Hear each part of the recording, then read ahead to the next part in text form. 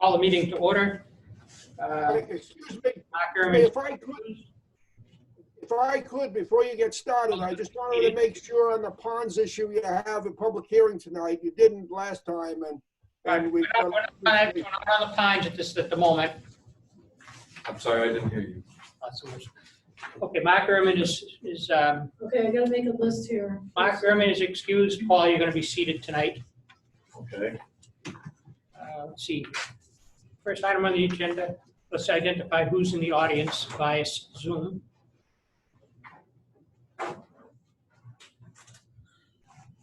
Okay, who's top left? I don't know. I see Butch is there. Who's first? I don't know. We It's have Harry on the right. Harry's- KJB, What's that? KJB, who are you? Harry Schofield is here from FRPOA, and again, we need you to have a public hearing on the ponds tonight. Who is KJB?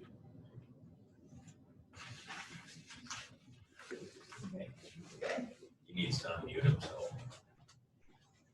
Well, Okay, I'm just coming up so I can see who's here. KJB is Kevin Briere. I think they're on the agenda tonight. I don't know if he's figured out how to unmute. Okay, yeah, he's I'm up. Briere. Yep. Okay, Harry, Peter, Bill Walsh. hold on.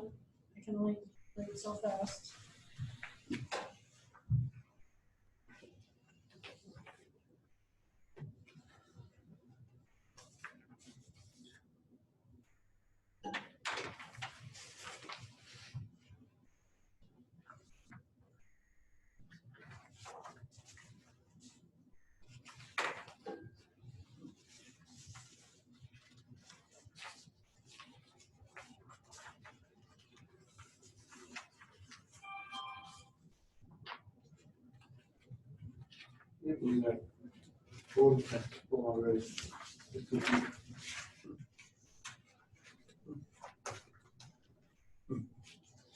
Okay, I'm gonna read off everybody that I see on here. Kevin Briere, Harry Schofield, Al Burbank, Peter Malia, Bill Walsh, David Yeager, Michaela. Who are you, Michaela? You have a last name? Briere as well. Oh, okay. Sure. Okay, Ray Corber, Mark Brunell, John Springer, Cam Lish. Hi. Oh, I'm going to mute myself. I'm here for the Green Mountain conceptual, Okay. Yep, but I'm just going to unmute myself and sit and wait patiently. okay. Thank you. Mike O'Connor. And then we have Sue Schnard and Rick Elliott in our physical space. Susan? And did I say Susan? Oh, sorry, Susan. Recuse yourself for the fines. We're doing the minutes first, Joe, if you want to come up. Push it up front for minutes. Push it up front for minutes. Okay, I think we got everybody. Okay. All right. So, first item, consideration of the meeting minutes from July 15, 2020. Does anyone have any changes, comments, questions?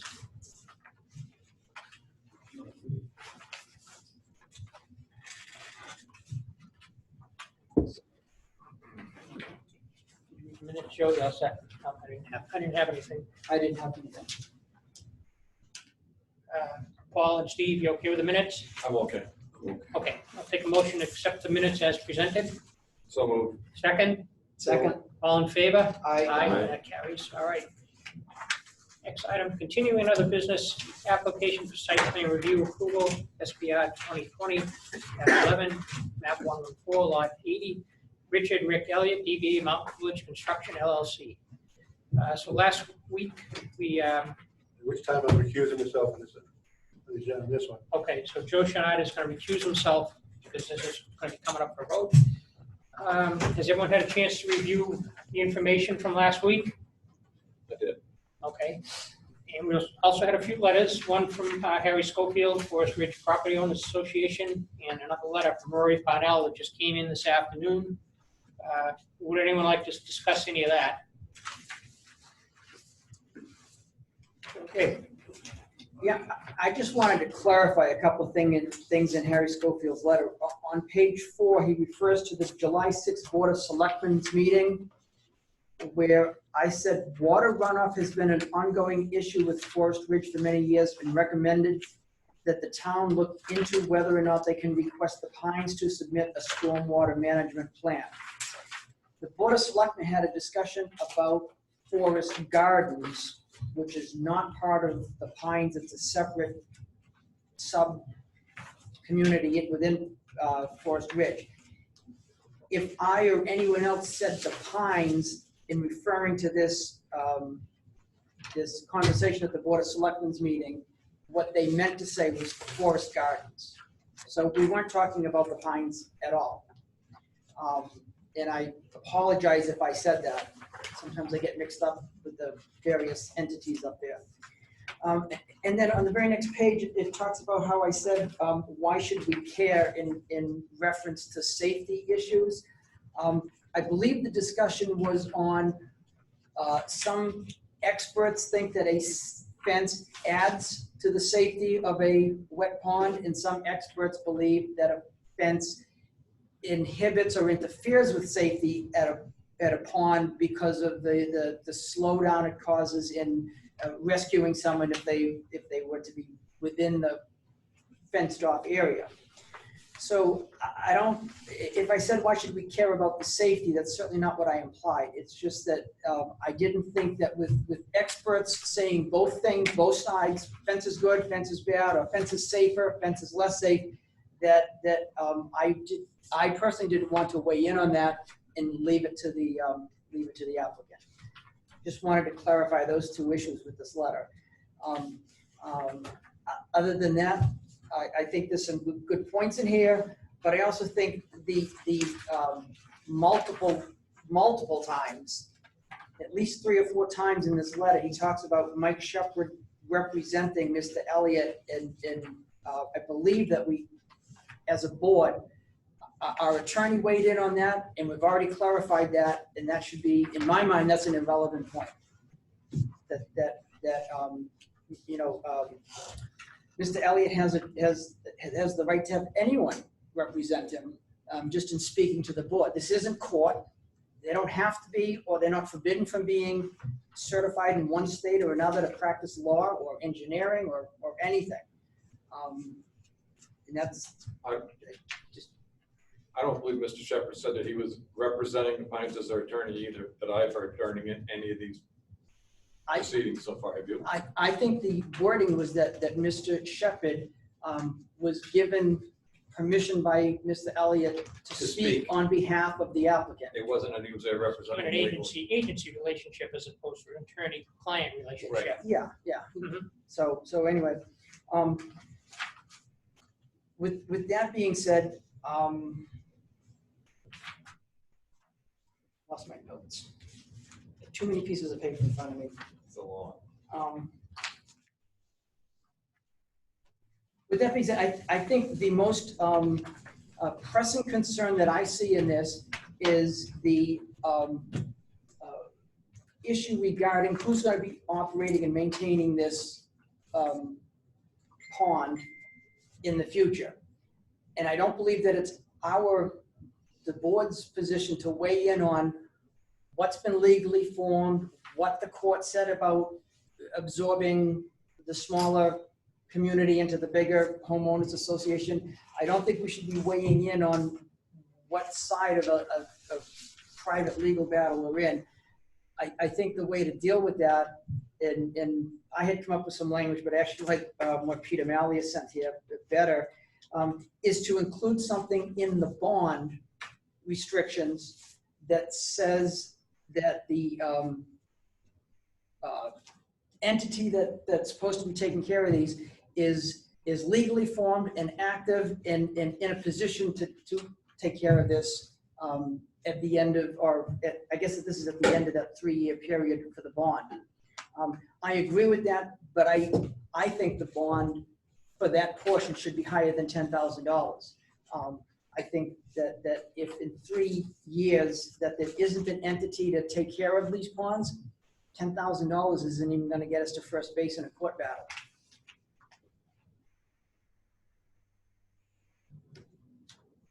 Okay, I'd like to have the opportunity to comment whenever it's convenient.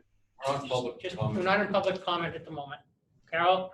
Can I just say that, I still have not received, and neither have you, Ray Corber has, but we have not received the manual, Okay, the operations and maintenance manual. okay. Didn't we Yeah, receive that we last got week? that. It was a, No, that was without the corrections. Oh, Okay, we got the manual, and then we got the Ray's response to that, right? And then we got something that said what they're correcting. You're just saying that We just didn't get the final. Those corrections so in that the should be, that should be a condition. condition, yeah. satisfactory review by Ray Corber?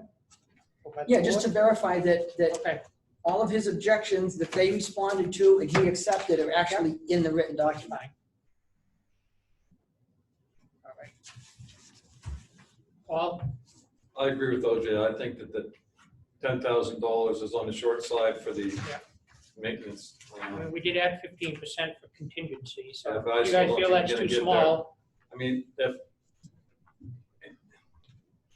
if the Pines does not have the proper authority to take on the responsibility, and we have to go back to the declarant, and the declarant says, sorry, we're not gonna maintain this, it's gonna be a court battle. And in the meantime, someone has to maintain those ponds. So $10,000 is not gonna get us very far to do that if we have big rain events and there's a problem. We saw that with, over here at the childcare center, community center, when we had that big high rains and the flood, and it came in and took that out. You know, the town spent a lot of money on that and affected a lot of people, so I'm not sure that the $10,000 is enough to do that.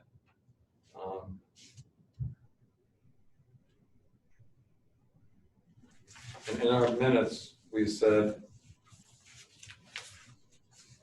that there was, the one would be 93,667, and there was gonna be 71,450 for the performance, plus 15%, which is 82,167, and 10,000 plus 10%, or 11,500. well, that's actually a typo because we figured You 15 did all figure around. the 15. We did say 11 15, Yeah, so that needs to Carol, be can you fix that line? 11.5 is the 15%.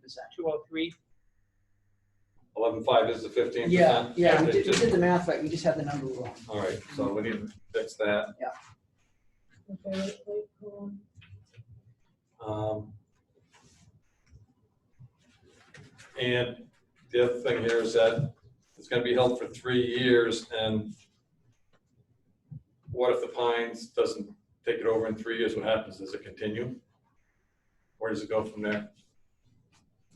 If it's not finished, are they not all sold, or what happens then? Does anyone have an answer to that? 3D. In yellow, email from Peter Malia. It says it goes back to MMC. Right. Declarant is responsible until the Pine CA, Yeah, and he says that the debt bond shall continue perpetuity, until Right. it's resolved. until it's resolved, until, it should be so long as, right, so long as the declarant, the declarant is responsible for the maintenance, Mhm. that bond stays in place. So if it's 10 years, it's 10 years. If it's before that, then it ends. I like the way he worded it. I was trying and didn't come up with some, it's good. Okay. I have one other comment. Go ahead. Yeah. When we're listening to other people in general public that want to comment on this, I think that one time we had discussed that we were not going to rehash stuff that this board has already discussed at one time. So I would just, I guess, encourage the chair to remember that. Yeah, I I'm mean, gonna, Everybody wants to be heard, for sure. okay. you know, we want them to be heard, but we've already listened to a I'm lot gonna, of okay, testimony. I'm gonna pose a question. Does anyone feel we need to open up public comment again? Based on any new information? OJ? I would say because so many new issues, I guess, have been introduced or new points of view, that it would be fair to open up public comment. But again, going right with what Paul said, that we don't need to hear things that we heard Right. last meeting, the meeting before, and the meeting before, just in relation to anything new that came up last week or that we're looking at tonight. Certainly should open up to public comment related to those issues. Okay, that's fine. All right, I'm gonna ask the applicant. Rick, do you have anything to tell us? Just that mid-August to mid-September is the best time of the year to build this pond. It's the lowest water flow. It's the least impact or potential impact. And it would be, I would love to have this done before next spring. And Okay, if we can make a decision tonight, that would be great. okay, very good, thank you. All right, so I'll entertain a motion to open up public comment. So, second? OJ, second, all in favor? Aye. Aye. Anyone opposed? All right, public comment is open. Can I start? You may. All right, thank you, everyone. This is Harry Schofield from Forest Ridge. I'm not going to do a lot of rehash, and I'm not going to read. We sent you since the July 15th meeting, one on July 20th. It simply responds to Mike Shepard's comments. If you want to accept Mike Shepard in his capacity on behalf of Rick Elliott, that's up to you. We pointed out our, sense of its impropriety, but, you made a decision there, that's fine. But we did want to note in this July 20th, email, the contradictions we find between all of Mike Shepard's comments and the truth. So that's there for you to read. I'm not going to rehash it. Also attached to that is a letter to me from Christine Klimavich, a Pines owner who sold because of the dysfunction of Mount Coolidge construction. So you can read that and draw your own conclusions. The July 22nd, memo, and let me start just as a summary of that by saying that, OJ, if somehow we misunderstood your comments, I read the text of the minutes from your meeting and did hear some of it, but if somehow we misinterpreted it, our apologies. We just want to point out that, safety is the responsibility of the town and not, DES.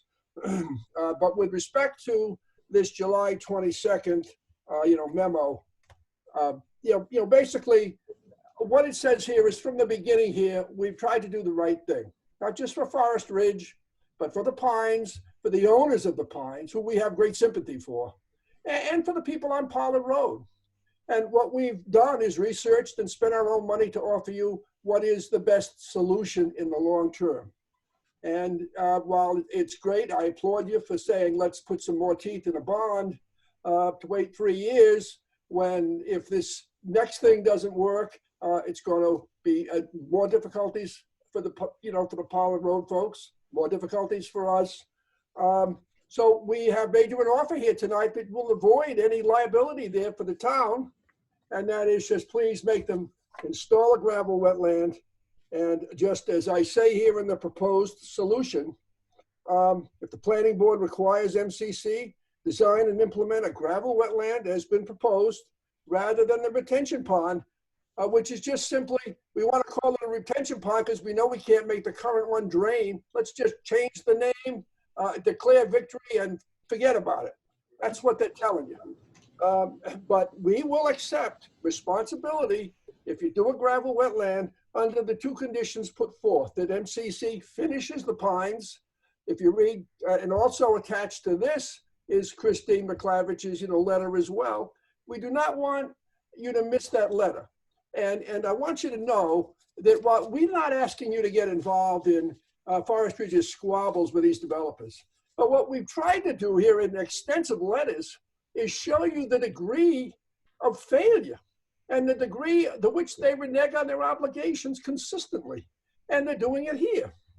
So if they finish the community, as we, said here, and ultimately annex it properly, we'll take responsibility for it. And in the meantime, if a legitimate owner-occupied board is established, we'll work with that board and support that board so that we'll make sure that this gravel wetland is maintained as it should be. I can assure you, your residents on Pollard Road will be happy with that. So will the residents at the Pines, and so will we. And it'll avoid any future difficulties with Forest Ridge on this issue. And just the last thing I want to say is, again, in reference to, Mr. Elliott's letter, which I believe was sent to you on July 6th. Virtually nothing in that letter is true. Nothing. I'd be prepared to stand up in court and say that, because we have that so well documented. And that documentation is included in several of the memos and letters that we sent you. And they're all referenced in this July 22nd email. The thought occurred to me to send them all to you again. I didn't want to bury Carol in more email, but you have them all. And so my point tonight is a gravel wetland solves all the problems. There's no expenses to put a fence in. No one has to worry, as OJ said, is a fence is it a liability or help? Do we need an underwater bench? You don't need any of that. For the cost of some crushed stone and doing this right, you can have a solution that will work for everyone. It's the best solution for you. It gets us off your back, and we'll support it under the conditions put forth here. I thought it was incumbent on us, since we've complained about this for so long, to give you a solution tonight we'll stand behind. And that's what, I'm here to tell you. And I'm happy to answer any questions. But I think with the various letters we've sent you since the June 24th meeting, we've documented our case well. We've given you ample support for the benefits of a gravel wetland. You see that the detailed proposal of one for the hotel we're going to be discussing. So all we're saying is, if you go down this road, we'll be in the boat with you. We'll support this thing. We do expect Mount Coolidge Construction to finish this thing. And by the way, with respect to a bond in 3 years out, where's Lincoln Development today? It's defunct. And let me tell you, if this thing fails and there's other problems 3 years out, MCC will be defunct, and there'll be a third or fourth LLC. So I think we've given you ample documentation that these people do not live up to their obligations. They skate out from under every obligation they can, every way they can. Just read Christine Klamavich's letter. But what I'm telling you here tonight is that we'll stand behind the commitments Forest Ridge has made in this July 22nd letter. So thank you tonight, and hopefully we can move forth in that direction. I hope you see the benefit of this. Thank you. Thank you. All right, would anyone else like to speak? Okay, motion to close public comment. So moved. Second? All in favor? Second. Aye. Aye. Rick, anything else you want to tell us?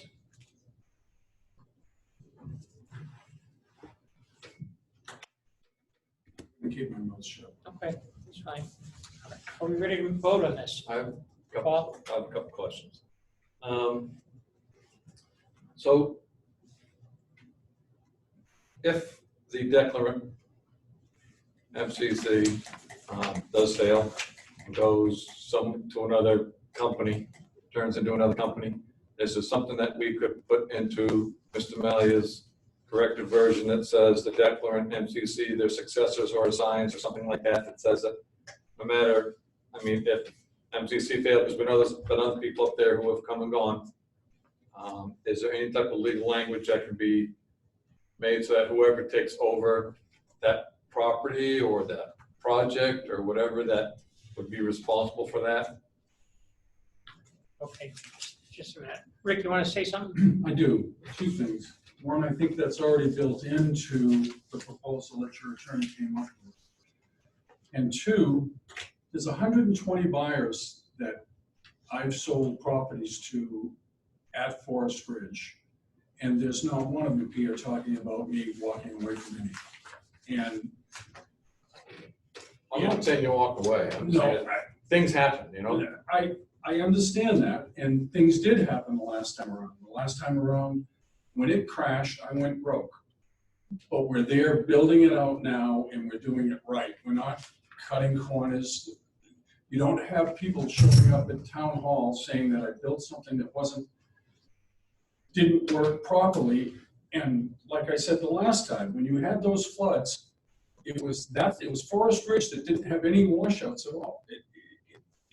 You had two 100-year storms back to back, and what we built stayed exactly the way it was supposed to. And that pond that's up there now is built exactly the way it's supposed to. And I didn't engineer it. The law says I have to build what the engineers put on paper, and that's what we did. And I'm not, whatever you want for security, I'm not opposed to giving to you because I'm not going to run away from this. So, Okay. Well, is Peter still here? yeah. Peter, can you weigh in on Paul's comment? Did you understand? my Yes, comment? Can you hear me? Yes. Yep. Yeah, there's certainly nothing wrong with adding the words, its successors or assigns after, in the newest version of that condition, which I just sent over to Carol this afternoon, after where it says MCC in quotation marks Yeah. and in Yeah. parentheses, just add the words, its successors or assigns. I think that's a good idea, Paul, in the event that MCC sort of reincorporates under another name, as Mr. Schofield suggested. It wouldn't hurt for us to have the words its successors or assigns in the condition. All right, thank you.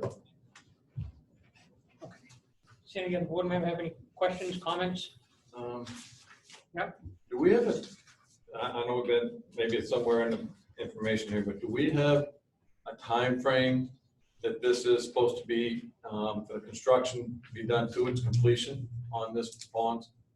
Is there an estimate, is there a time frame set that says it will be completed by, so the town knows that, maybe Mr. Elliott can speak to this.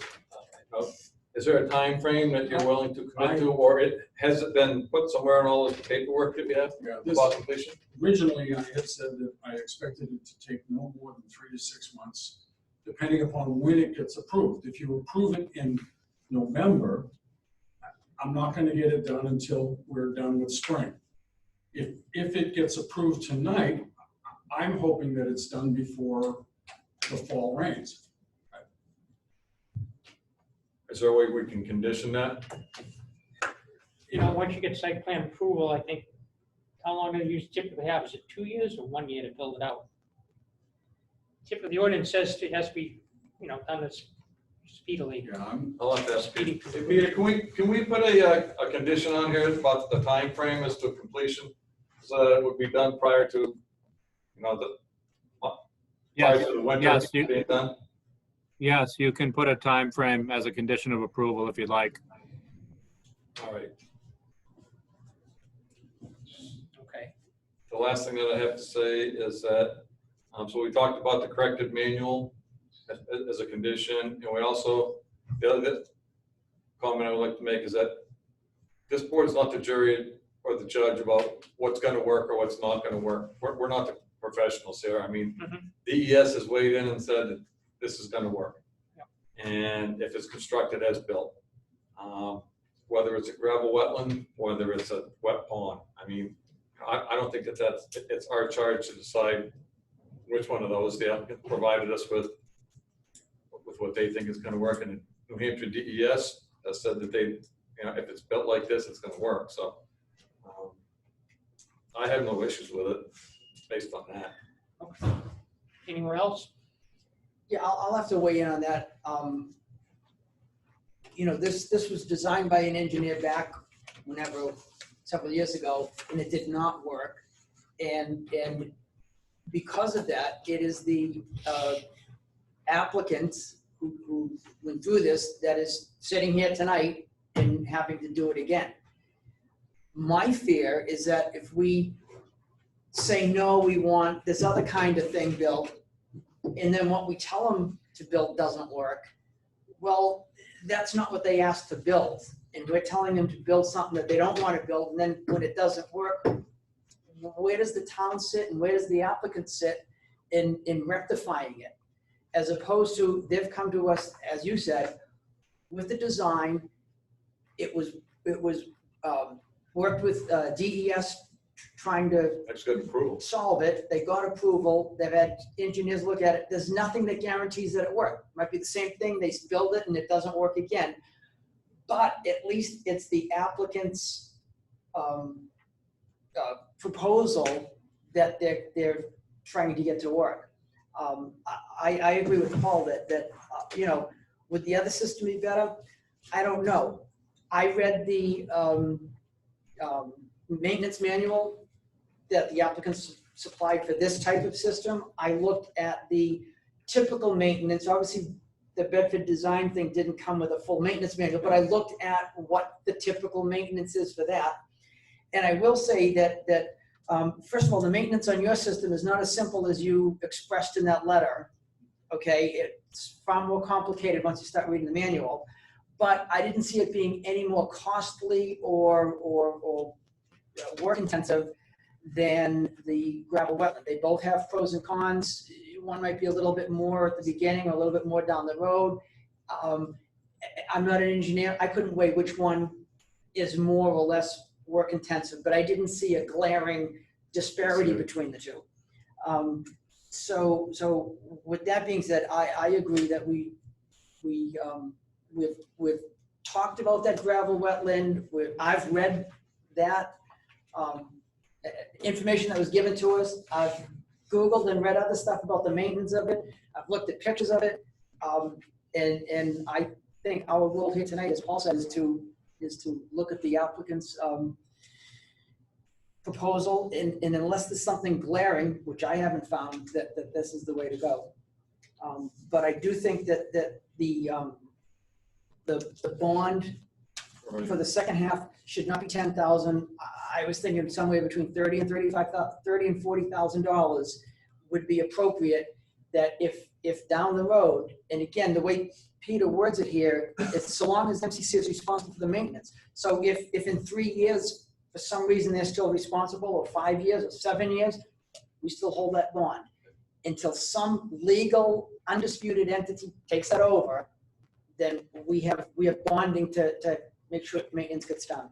If I could interject on it, I'd like to make sure that the bond cannot be released by anyone but the planning board, so that the planning board knows all, they can go back and figure out what was supposed to be done and wasn't done, and is it meeting this criteria. So somewhere in there, we should make sure that it says the bond can only be released by the planning board. And I don't know if it says that. Peter, does that say that in there? No, it doesn't say that.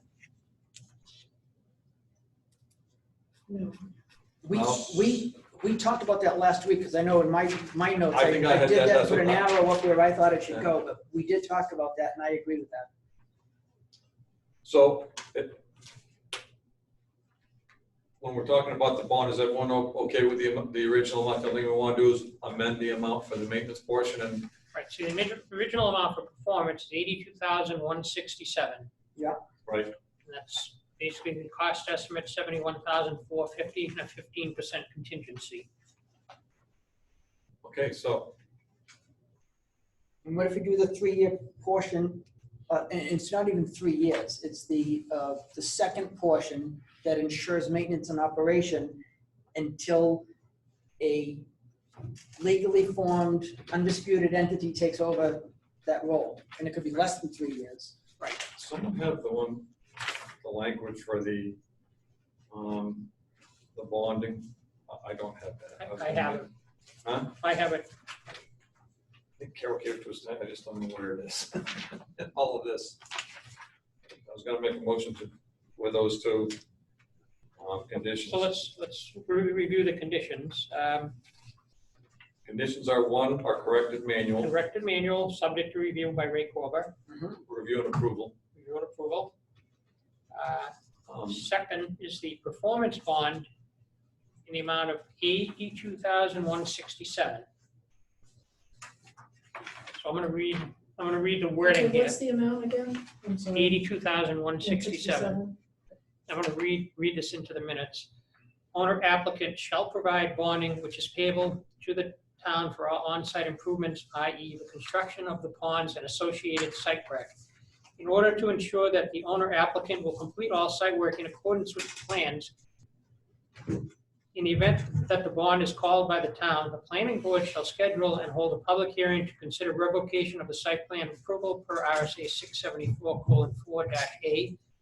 No further work may proceed on site, and no further land use permits shall issue without planning board approval in the event the bond is called and the above referenced revocation proceedings are initiated.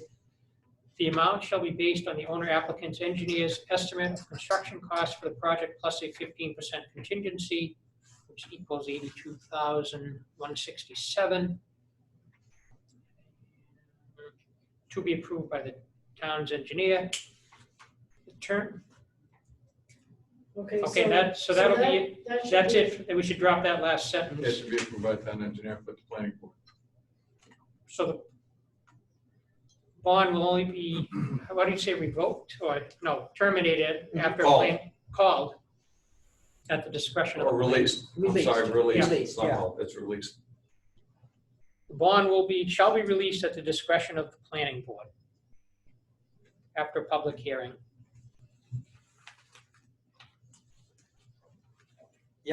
Now, Jim, I think somewhere in there, don't we need to put, the bond is for 87,000 for the performance bond. Is a maintenance bond Correct. language different, That's that's in the red here from tonight. That's the maintenance. the maintenance bond? Yeah.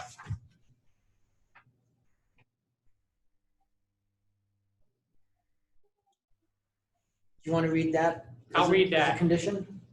And I'm gonna put the, once the detention ponds have been constructed in accordance with the approved plans, the maintenance and operation of the ponds and associated stormwater management features shall be the responsibility of the Pines at Forest Ridge Condominium Association, Pine CA. See letter from Richard K. Elliott, President of the Pine CA, to Carol Bont and the Lincoln Planning Board dated July 6, 2020. Maintenance and operation shall be in accordance with the approved inspection and maintenance manual. In the event that the Pine CA lacks proper authority to take on the responsibility and exercise the power necessary and operate the ponds, then unless and until such time as the Pine CA does have all necessary authority, the declarant, MCC, its successors or assigns, shall be fully responsible for the maintenance and operation of the ponds. There shall be a bond so long as MCC or its successors or assigns is responsible for the maintenance and operation of the ponds. I think that should say there shall be a maintenance bond, because the Right. performance bond may be different than the maintenance bond. Right, so we have to come up with an amount. There shall be a maintenance bond of, OJ, you were saying? 35? I think that's just, seems like plenty to me. Well, if you'll eat it up pretty fast, but yes, say 35. There should be a maintenance bond of 35,000. Are we doing 35 plus 15%? We have I to mean, state that. we're at 10 plus 15% last week, so it's, it's up to you, but we've already tripled it. Yeah, I think the 35, I mean, Okay, it's just not checking. based on a, We don't have any correct, estimate of no facts. breakdown, right, a breakdown where you're gonna add the contingency. It's really just a guess as to what it could cost. I mean, if entities are in court, I hope this never happens, but if they're in court for a couple of years Right. and there's a problem with it, Right. I mean, I don't know if 35 is even enough, but it's certainly enough that an entity shouldn't just walk away from their responsibility. Well, I guess my Right. concern would be that the 35,000 probably covers it, but based on downstream activity, that could be the issues with that we've seen. 35,000 is not, Yeah. how much did the town spend at the community building when we did all that? Again, there's multiple streams and ways for water to get down to the Yeah. community center. It's, I'm fine with 35,000. okay. Okay, so bond, Is that sentence at the very end of the yellow? yeah, so a bond for the maintenance and operation of the ponds in the amount of, and associated stormwater management in the amount of 35,000 shall be provided. Bond shall be released at the planning board's discretion after duly noticed public hearing. Does anyone have any issue with that? I'm fine with that. Okay, I do have one other okay. condition. said Go ahead. that the project be completed by no later than November 30th of 2020. And that would be before the winter. I think that's fair. Does anyone have any issue with that? Rick, go Are ahead. you giving me, I understand the conditions. Mhm. I believe that we've supplied to Ray Corber what he needs for the manual. If we're saying that that what's required to start work would be getting the 2 bonds in place, and then I can start working, is that what we're saying? No, you still have one, you have to get, Ray Corber has to submit a corrected maintenance manual to be I'm saying- approved.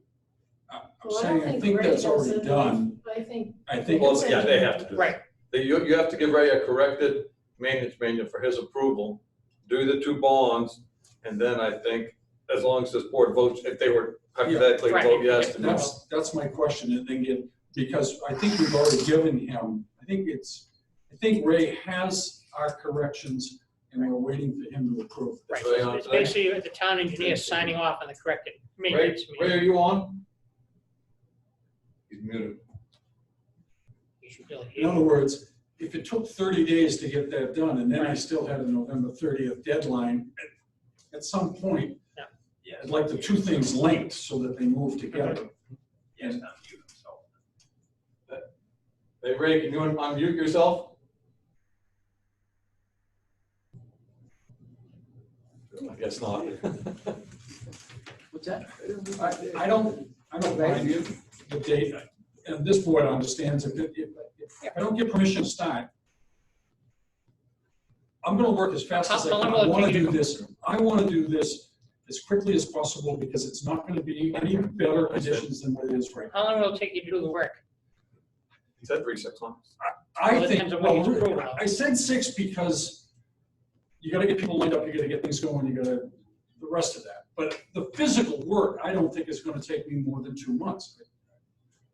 So, well, end of November would be I think, August, September, October, November, 4 months. well, it's August, 4 months. September, October. Oh, you're saying, that I'm fine. Okay. So I would like to have that as a condition, Completed by November 30th? yes. All right. Anyone have anything else? Any discussion on the completion date? I think it's a little tight, but he says he can do it. I guess Sounds after real it tight to me. Partially there, after it gets much past November, you have to shut down for the year anyway. it's partially there. Yeah, we're gonna be in frost if I'm not done. If Yeah. I want it Yeah. done. I don't wanna go into spring with I don't want to do this. something not finished. Just get it over with. We're ready to vote? Those conditions we listed? So we have the condition of, that Peter sent revised. We have the condition of the bonding. Yep. We have the condition of the time frame. Review of the maintenance manual? Review the maintenance manual.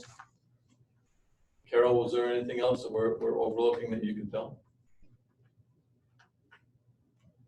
No, you already discussed those. You don't want to add any safety measures. You feel like. Right, we're right. good with that. Mhm, we're good with that. So I'll entertain a motion to approve the retention ponds, the conditions. Just noted. I'll make a motion. All right, is there a second? I'll second it. All in favor? Aye. Aye. Anyone opposed? No. Joe Shinard abstained. Okay, very good, thank you. Thank you, gentlemen. Thank you. Have a good night.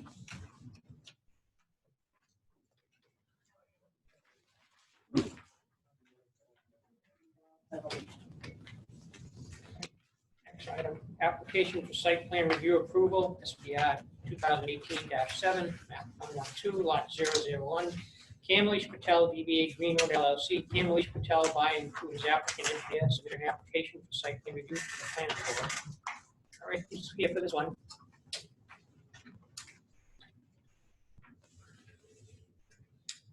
Hello, Bill, Bill? Sorry, I was muted. I'm sorry, Bill Walsh from Walsh Engineering. So at the last At the last meeting, we just had the soil capacity study, and we're going back and forth with. Yes. Has that been completed? Yes, it has, and it was submitted back to Ray. I know there was back and forth between Ray and Kathy from Horizon, going back and forth on that, and some assumptions were made on the slopes of the pipes. Bill, we're having trouble Yeah, hearing you. Can you please. speak up a little, or maybe your mic's not on, I don't know, Is that any better? a little bit. Any better? Okay, sorry about that. Yes, it was submitted. Kathy and Ray, I know, went back and forth on this, and I believe they got to a place where there was capacity or shown capacity based on the assumptions on the slopes of the pipe. I think I'll let Ray weigh in on that, but I think adequate capacity was shown based on the study that Kathy submitted. Ray, have you completed your review? Yes, this is Ray Corbett, KV Partners. Yeah, we completed the review. I think the last round of comments were addressed late this afternoon. The only outstanding issue is, as Bill had mentioned, the slope on the pipe. So initially, Horizon's analysis, they assumed that the slopes on the pipe that was accepting the flow from that portion of your system was at a minimum. And so under that analysis, they submitted that basically that there was sufficient capacity. When we did our review, we identified some issues with the analysis. They went back and then they determined that under that assumption of a minimum slope on the pipe, that there was not sufficient capacity. So they made another assumption about the slope on the pipe based on surface topography. So at this point, the analysis in terms of its methodology is complete, and we've reviewed that, but it's based on some assumptions on the pipe slope. So our recommendation is to actually go out and verify what the actual slope is on that pipe. So if this is the analysis and methodology they would like to submit on, based on the information that's been presented so far to date, we're recommending that the pipe slope be verified so that we can confirm, in fact, that there is sufficient capacity. My gut tells me that there is, but we won't know that for sure unless we get the invert elevations on the pipe, the existing pipe. Okay. Paul, you have a question? Yeah, I have a question for you, Ray. When you did your calculations, did you, do I understand that the vested projects that were done, were those included in this study, or were they not included in this study? By vested projects, I mean South Peak, other things like that. Yeah, for this particular project, the Board of Selectmen decided that they do not have to take into consideration the approved but unbuilt portions of the developments that would contribute to this portion of the system.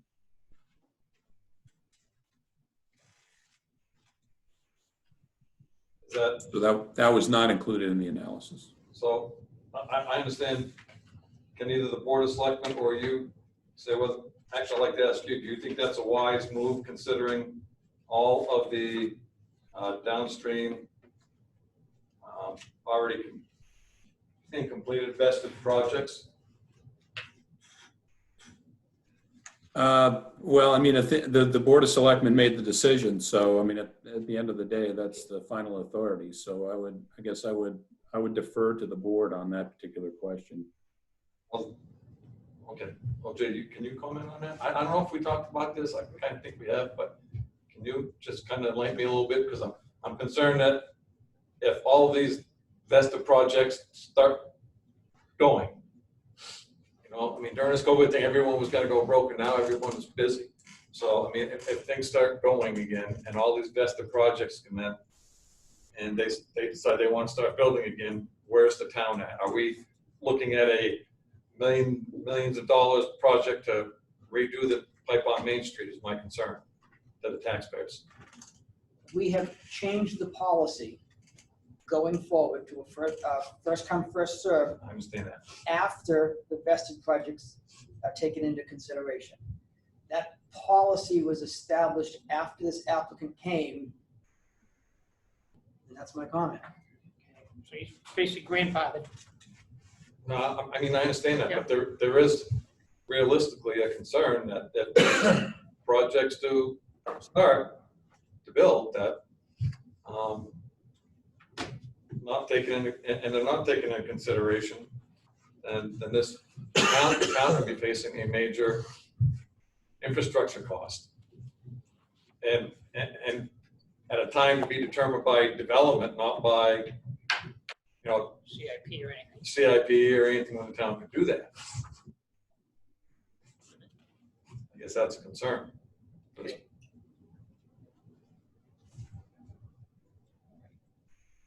So based on that, I don't know that we're ready to make a decision tonight because the sewer capacity isn't complete. Does anyone have any other thoughts on that? Good. Joe? On the sewer pipe coming out, will they be going out to the Maple Street sewer line or on the Main Street? Ray, where's that sewer pipe coming out for this project?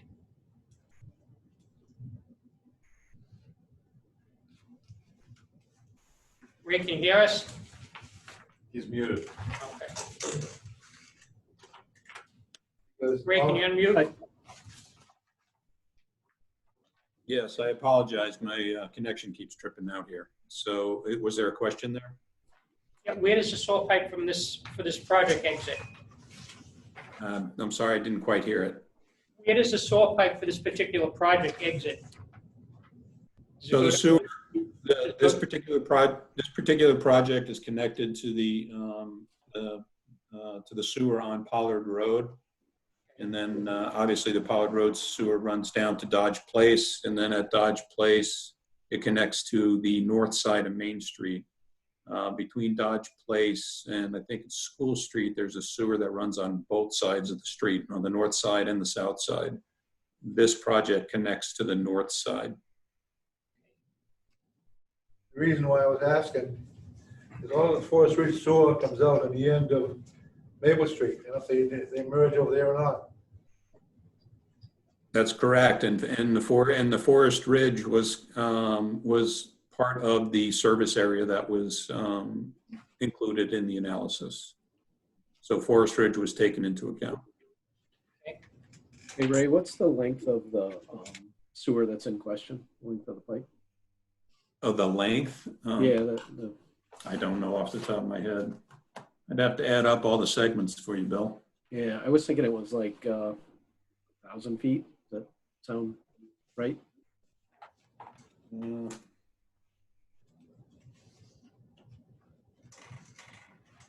Give me just a minute. While Ray figures that out, could I make a comment? Sure. I think I heard you say a moment ago that obviously the planning board's not going to be in a position to make a decision tonight. Is that what you said? Correct. That's what Jim said. That was I'm my. not sure. I guess I'd ask you to, at the appropriate time, see if the rest of your board agrees with that opinion. I'm not sure. I mean, what I heard Ray say earlier is that he needs to verify the pipe slope to confirm that there is sufficient sewer capacity. That may be something that you could make a condition of approval as opposed to holding up a decision on that issue. Okay. Just something for you all to decide. Yeah, Think about. Yeah. So, Bill, I have that number. Bill, I have that number for you. It's approximately 2,300 feet. 2,300. Okay. Yeah. Yeah. I mean, I guess that would be our request. Would certainly be a condition approval to do this. I mean, we do believe, just based on the grades of the road, we believe that pipe has to have the capacity to do it. It's doing quite a bit, and actually the contribution that the hotel has comparatively is relatively minimal to it. So we certainly can go through it. I think, as Ray said, he thinks it's there. I think we believe it's there, and we can certainly prove that. So if the board would, entertain it, we certainly wouldn't mind a conditional approval be considered. All right, Joe, you also have your questions? I have another All right. question. On the drainage coming out of the hotel, right where the planter is, in the middle of the sign is, they're gonna be cut part of that off. Just above, there's a drain going across from Tom Mann property to the new drain, which drains onto the property from the hotel. That's where it goes. But there's a swale running from there, going down the front along the road. I didn't see if that swale was gonna be disconnected or left in there for the drainage. That is the issue. What's your question? Okay, got it. What map is he looking at? 3C31, C3-1. 2.1. So what's your question, Joe? Joe, can you repeat the question? Is it still there? C 3.1. Yeah. Okay, Joe, can you repeat the question, the statement? Well, just above, right here where the entrance is, there's a drain pipe running a culvert that runs across to the hotel site. But it drains to the hotel site, not to the Town Man side. There's a drainage swale that runs along the road, which comes out by Main Street. Is that taken into account? Is that taking account in the drainage In the drainage system. calculations?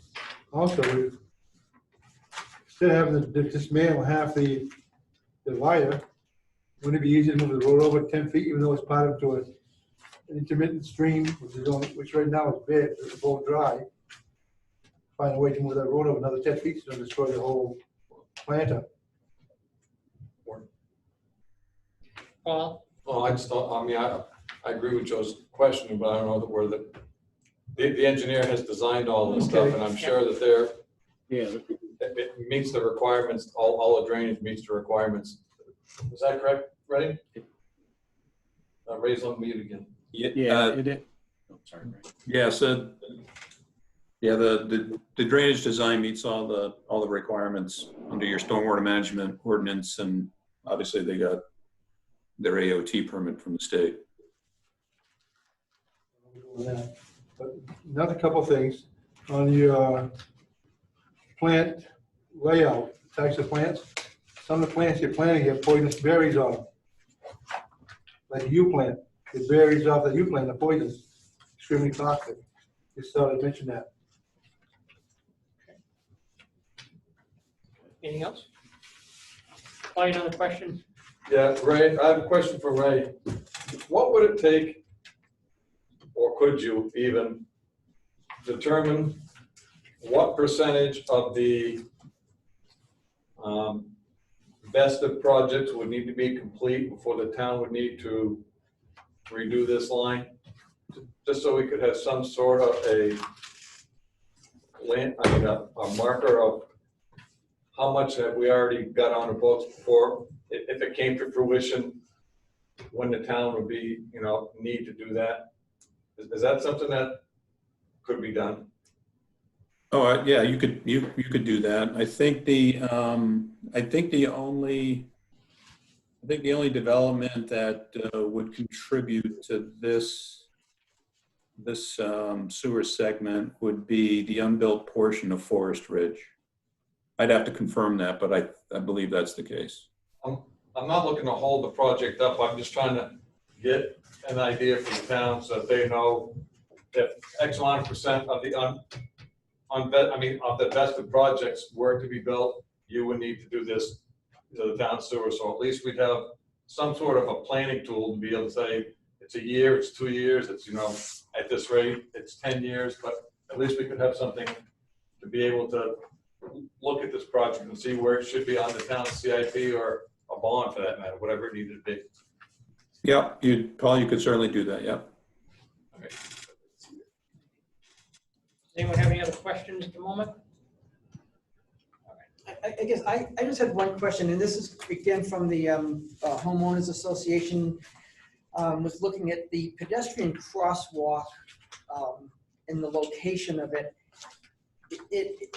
Is there currently a pedestrian crosswalk at the end of that road connecting the two segments of the bike path? No. There isn't. Well, Okay, I didn't think so. Would it make sense for this pedestrian crosswalk to be there, or is that under the control of the state and have they not allowed it? I can answer that one.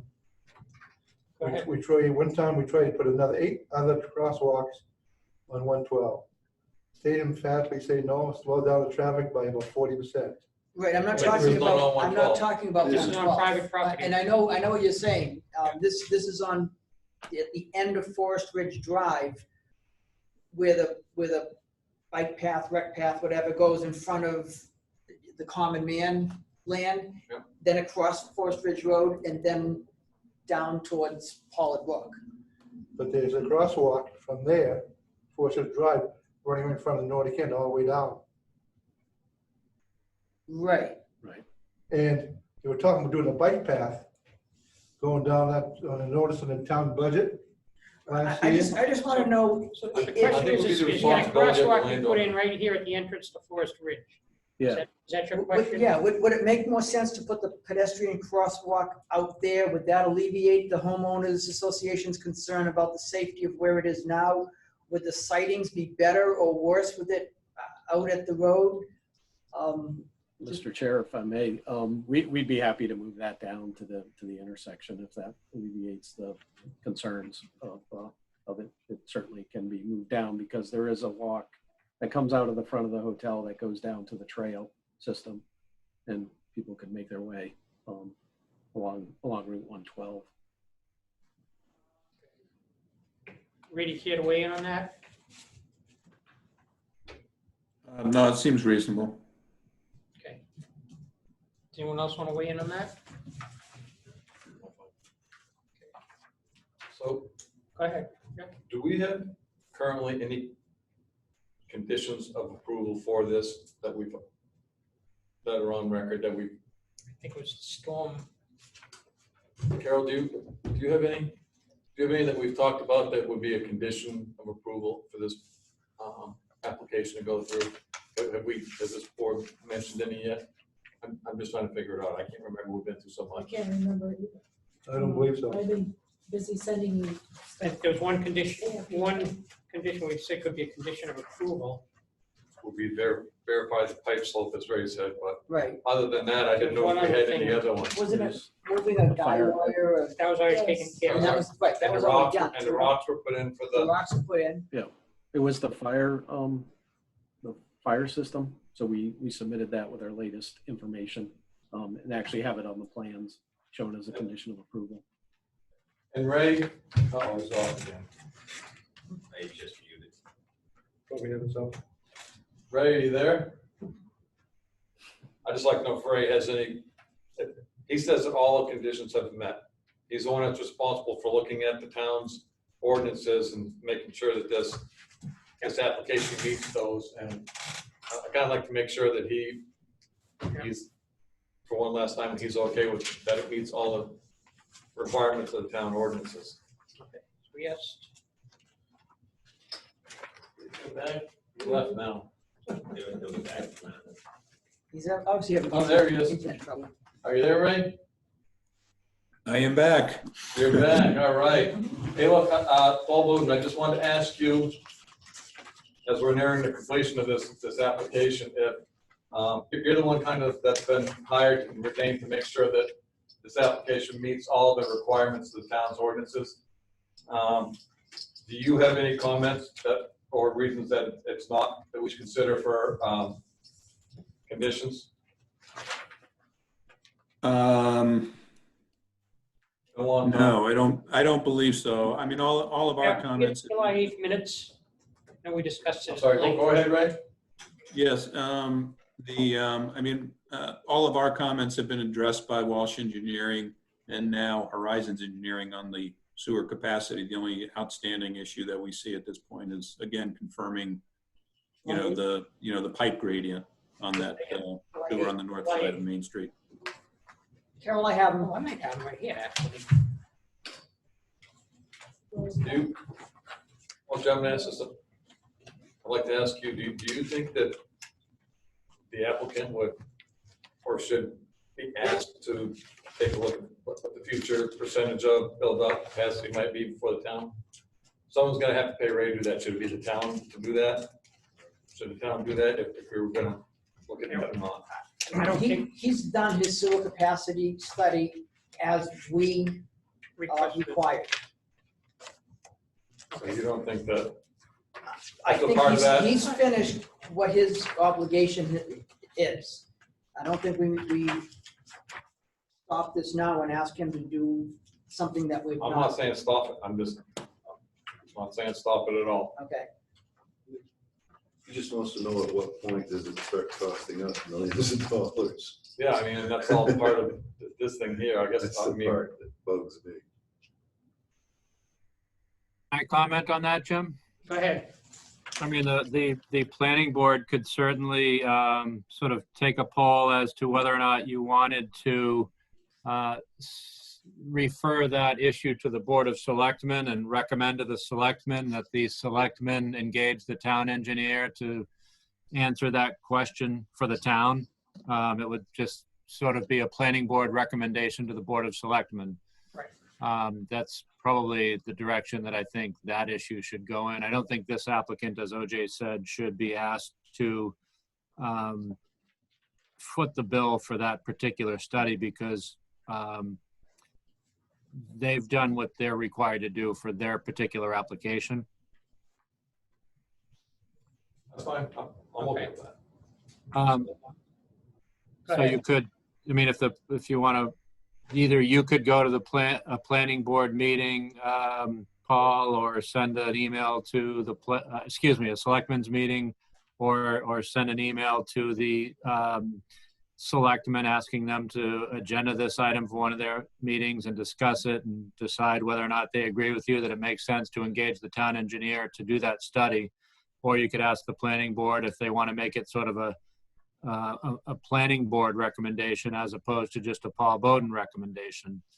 The other thing I wanted to ask Ray, the other issue is we've talked a lot about fire suppression and on-site water storage for fire suppression, and I wanted to make sure that Ray is satisfied that he has what he needs with that issue. No, my understanding was that that was going to be made a condition of approval from Right, that's what we our discussed. previous discussion. And we did put that on the plans, Ray, and in the Right. latest submission to you that is a condition of approval. There's now a note on the plans But it needs to to that be a effect. condition of our approval, right? Right. And then the traffic issue, traffic study we agreed to be satisfactory on the 8th. The guy wire has been taken care of. And then the last thing was the sewer capacity study analysis.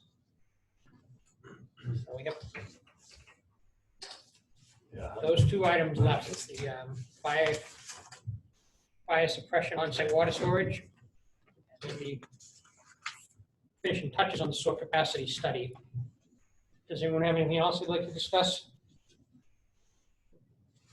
Is this something we're going to open up to public comment? We've discussed quite a bit here. I'll make a motion. All right, is there a second? Second. All in favor? Aye. Anyone opposed? No. All right, public comment is open. If anyone would like to speak on this. Motion to close public comment. So moved. Second. Oh, wait. wait, I think that's, Oh, Harry, I'm sorry. Oh, Harry's That's putting his hand up. something. He's muted. Harry, unmute yourself. All right. Thank you all. Once again, you're in receipt of a letter from our attorney dated today, Parnell, Michaels, and McKay. His letter just reiterates some of our comments from the last hearing on this particular topic. A little more information. Again, we objected to the thinness of the traffic study and the lack of line of sight distance analysis. In further discussions with, Bedford Design, and they've added a letter to, point out that the site distance analysis is minimal, to say the least. And that even from the site angles they present at the intersection of the driveway, there's no height profile. Bedford Design points out that there's a requirement to be able to see the end of the driveway for something 6 inches off the pavement. They also point out that no stopping distance analysis was provided. And they also make it clear, as Attorney Parnell has stated in the letter he sent you today, there's no certification that the traffic study's been done that meets these ASHTO all-weather standards. This is a winter town. There's no question that when snow is piled up at that exit, there's going to be accidents. We're pleased to hear you and Mr. Walsh agree to move the path, but moving the path is one thing, and that certainly helps keep pedestrians off the road, but it doesn't address these shortfalls in the line of sight analysis that was performed. You know, I'm sure Mr. Purnor is very good at what he does and did what he was asked to do. But as pointed out in our letter today and supported by Bedford Design Consultants, his comments are attached to Attorney Parnell's, letter. It's a very thin submission from the point of view of the line of sight distance analysis. And again, there is no stopping distance analysis. So again, this is a serious, safety issue. You've all seen that intersection.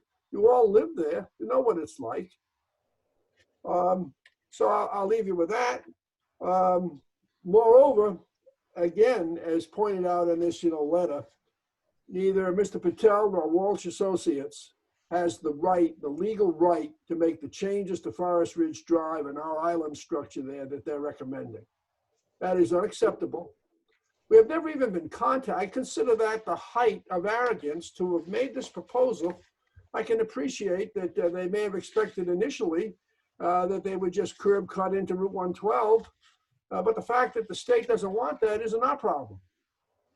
But to have not even called or had any discussion before this plan was laid out is the height of arrogance in our view. And we believe, as Mr. Parnell has said in the letter here, that they do not have the legal right to do this. Now, Mr. Mallier can argue that you shouldn't be worried about that. That's not your problem, but it is a problem. And you should be worried about the safety issue, because these are legitimate issues that Bedford Design is pointing out in terms of the shortfalls and what's been, funded in the way of a traffic safety study that goes beyond just the volume of cars. We have Bob McLaughlin on the phone here. Bob, as you know, is a member of our board, an attorney licensed to practice in New Hampshire. And so again, I'll invite him to comment any further on either of these issues, as he's very familiar with them. But we object to this on these grounds. And once again, we're willing to work with the applicant here. If they're willing to move the entrance upstream in Forest Ridge Drive and relieve the intersection capacity problems and the line of sight problems, leave our island alone. Don't step on things you don't have the right to do. We'll be happy to work with them. We would have been happy to work with them had they called us 6 months or a year ago and said, gee, we have this issue. Will you help us? They didn't do that. But we are here, and we are going to support our rights, believe me. So Bob, do you want to comment further? Well, you pretty much covered everything that I was going to cover beyond the crosswalk. I mean, if we move, my primary comments were going to be with the wrong-headedness of placing the crosswalk where they proposed it. I mean, it just goes over into a forested area, and they propose a sidewalk to a dead-end parking lot. But I mean, if they are willing to move the crosswalk up to parallel Route 112 along the bike path, that has been resolved. And I would hope that they will do that in their next plan. But other than that, I think, Harry, you covered everything I was thinking of covering. All right. So again, please consider the limitations in the traffic study, considering the line of sight analysis and the stopping distance and so forth, as put forth by Rory Parnell. And again, just once again, they do not have the legal right to cut up our island and, modify Forest Ridge Drive in the way they propose. And we intend to enforce our rights. Thank you. Would anyone else like to speak? Motion to close public comment? So, Is there a second? All in favor? Aye. Opposed? so Paul? correct me if I'm wrong, but I think somewhere in these plans, it says that the snow's gonna be removed totally from the site during each snowstorm. Is that? Then, Who's the, Bill, can you comment on that? Bill? Yeah, I don't think we're gonna remove it on every snowstorm. If it's necessary, absolutely. I thought I saw somewhere where it said that. No, we discussed it. Huh? We discussed it. I don't see the paper. We're not. I think it's I somewhere think on you the, say I think it's remove it somewhere if on the you had plan. to. It'd primarily be stored on site. That's- Yeah, I'd have to go back and find it, but somewhere it does say that. Anyway, that's all I had. Okay. Anyone have anything else? Carol, do you have anything? Well, is it gonna be stored on site and? The snow? Right. Well, if there's too much, you'll be get parking, different parking, and kill it to a bell. Bill, can you comment on the snow storage, please? It's gonna be stored on site.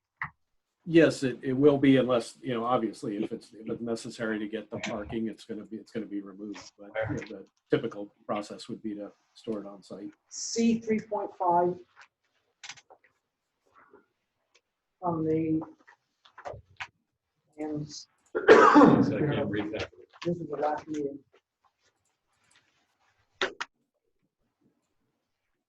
Do we have a bigger format? No? No. Okay, so C 3.5, what did you say? Yeah, I can't read that. Yeah. Good luck. Where is it located? I don't know, I just read the title of 3.5 is the Landscape and snow storage snow plan. store, landscape and snow storage plans. Yeah. Yeah, I think that's showing, it is showing where snow would be stored. So there's squiggly lines on that where it shows sort of on the edges of the pavement where that snow would be stored. I think as we talked about last time, we've added those, added in the boulders along the trail to make sure that that couldn't be pushed onto the trail.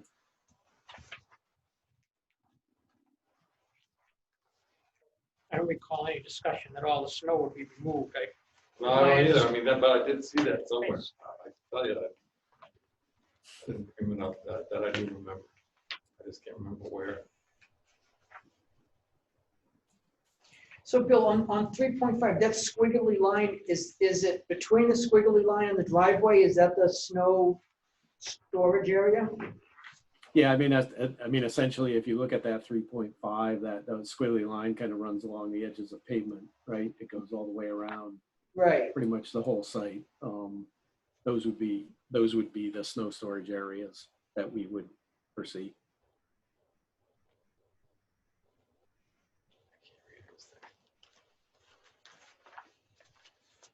Is it possible to get us a bigger set of plans? I mean, this is basically what I printed out from the email that you sent me this afternoon. It's the same, it's bigger. Well, which there one were were you? changes made. I don't know if there are changes made to this. Yeah, I don't think we made any of that one, Carol. It's that one hasn't changed. The landscape and snow storage one.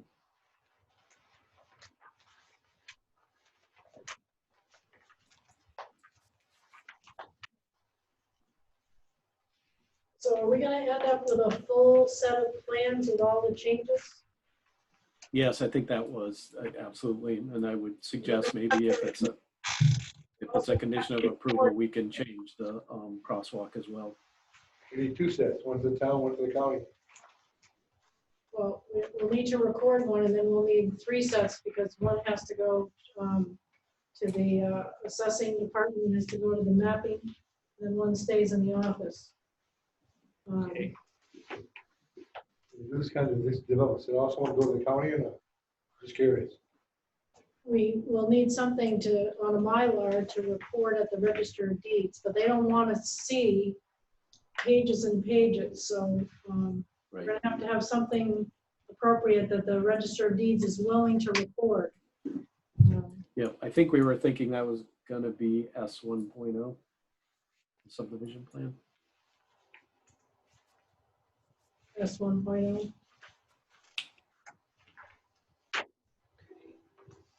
Anyone have anything else?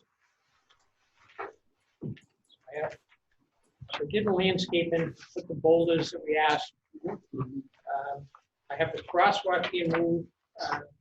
Carol, How go about ahead. the fire, I mean, the fire truck as far as turning radiuses and stuff? Were we all right with that? Was Ron okay with all that? Yeah, we looked at that. I think it was gonna be a condition though that we verified before they get their certificate of occupancy that it was built to plan that the trucks can actually get around the building. Yeah, Well, did that's not very everybody hear good. that? That's not good. yeah, We need to verify that before you get to that point. so probably before the building. That was actually submitted as part of the traffic analysis. Yeah. It was. So is that, It's the same venue. Do they need a hammerhead, and then were they gonna put those 5-unit condos in? The short distance. Pardon? The short distance. Okay. So, did I just hear that if the Ron has to okay the turn radiuses before they get a building permit, so they'll go all the way to the building stage, and if Ron's not happy, then what happens? I didn't say that. I'm just trying to clarify what was said. Well, it was done by an engineer, but I just wanted to reserve the right to verify that I can take my largest piece and go around that property, make sure it's built as designed. I think Yeah, make I think that's the key. Hotels be built as shown on the built plan. as designed is, I guess, part of the approval of that's. Yeah. that's Built that- Kinda goes without right, saying. I just want to make sure that after it gets built, Ron doesn't go up there with a fire truck and say, guess what, guys, they built it this way and I can't get around it. It seems like the, Well, there's no way to test it until it's built, and the engineers got all the specs on the truck, so, as long as it's built on the spec, it should be fine. It should be fine. okay. So I have a copy of the Mylar and 3 sets of plans with all the updates, recording. Moving the crosswalk parallel to Route 112. Is there a setback distance? Sorry, Did you have a setback distance that's from probably, 112? yeah, that's a great question. Ray, Yes. so we're talking about moving the crosswalk from its existing location so that it's parallel with 112. Should we have a setback from 112 for the crosswalk? So you're talking about the crosswalk that goes across the island? Yes. And so what is it that you would like to do? There'd be any Moving it to requirement for this setback from Route 112, or can we just say it'll connect the two ends of the existing sidewalks? You might have missed that, Ray. We're moving that crosswalk down to 112, the one that crosses So, the so you're island. basically going to continue the pathway? Yes, exactly. Okay. Yes. I mean, There essentially, should it's be no going reason from, why you couldn't move a crosswalk there, but I would definitely, I'm fairly certain that the DOT would want to know about it. Yep. It's within their right of way. yeah, I mean, it actually is there now, right? Also, Is there a crosswalk there now? I don't Yeah, know. there is sidewalks there, so presumably there's a crosswalk. So If not, then it's an existing crosswalk. when you go across that crosswalk, Is there a Forest Ridge, crosswalk, or do we just have two ends of a? Yeah, I don't think of there's a, There's no Yeah, I don't think there's a crosswalk. crosswalk I there don't now. think there's a marked crosswalk there. I Not a think marked. the two paths just sort of end onto that road. Right. So there's no pavement markings at that location? I don't think so. No. And so then what I'm hearing you're asking is you would like to put pavement markings at that location? Yes. you think we should mandate a flashing yellow light and crosswalk, people go across, so people can slow down before they get to the stop sign. Like we have down here, throw the light on and flashes, not a stop sign, but It just gives you a flashing yellow light to inform you. Some danger ahead. So let me ask this question of Bill. So Bill, what is the purpose of the crosswalk that's there now? Isn't that to get them to the parking lot on the Common Man property?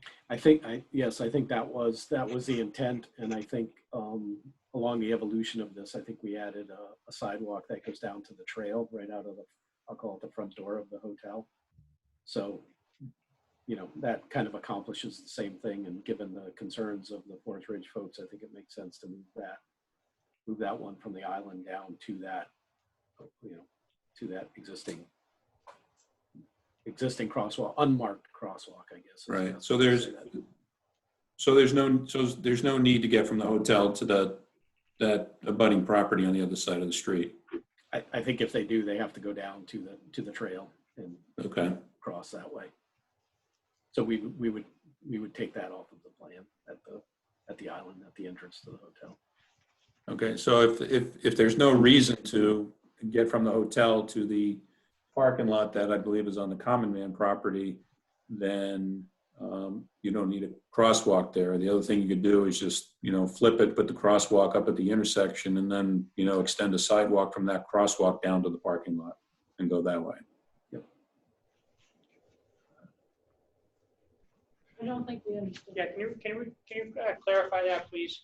You go through the parking lot, it's the other guy's property. I don't think it was to go from the park. I think it was get to the restaurant. Which? Yeah, I think if you're talking about crosswalks, you got to refer to the bike path. Everybody's familiar with the bike path. Okay, and basically you're connecting. What I'm envisioning is you just, what was a crosswalk through that island now is just moving down, and whether you formally mark it or not, it's the bike path is going to become a sidewalk. That in front of that hotel now, that's basically in the wintertime unplowed. It's for cross-country skiing, and we don't maintain that up through there in the wintertime. So the hotel or the town, if you're going to put a sidewalk from that hotel out onto what I'm going to consider the bike path in the wintertime, then the town, I guess technically, we're going to have to start snow blowing a sidewalk up to that hotel. So just think about that. And that's a multi-use trail. Yep. Well, it's a multi-use trail. But in the Technically, winter, snowmobiles can use it. That's right. You don't want to snowmobile it, you want to snowball it.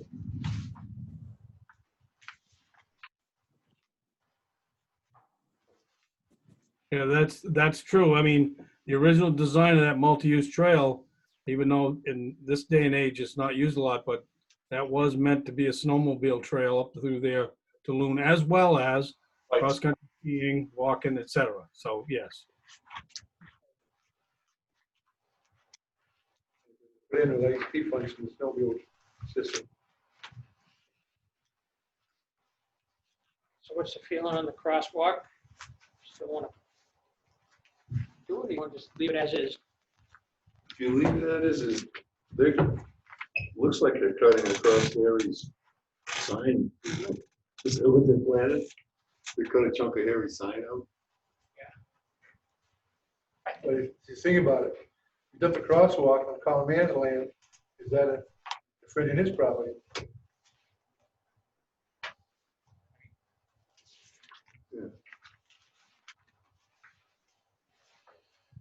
There was talk about when the crosswalk was on that end of the Forest Ridge side of the planter, that it gave people a space to stop before they got to the other side. There was discussion about that. That little spot on the planter was supposed to be a place where someone could stop so that the traffic could get by both ways. There was some discussion about that when we were talking about that.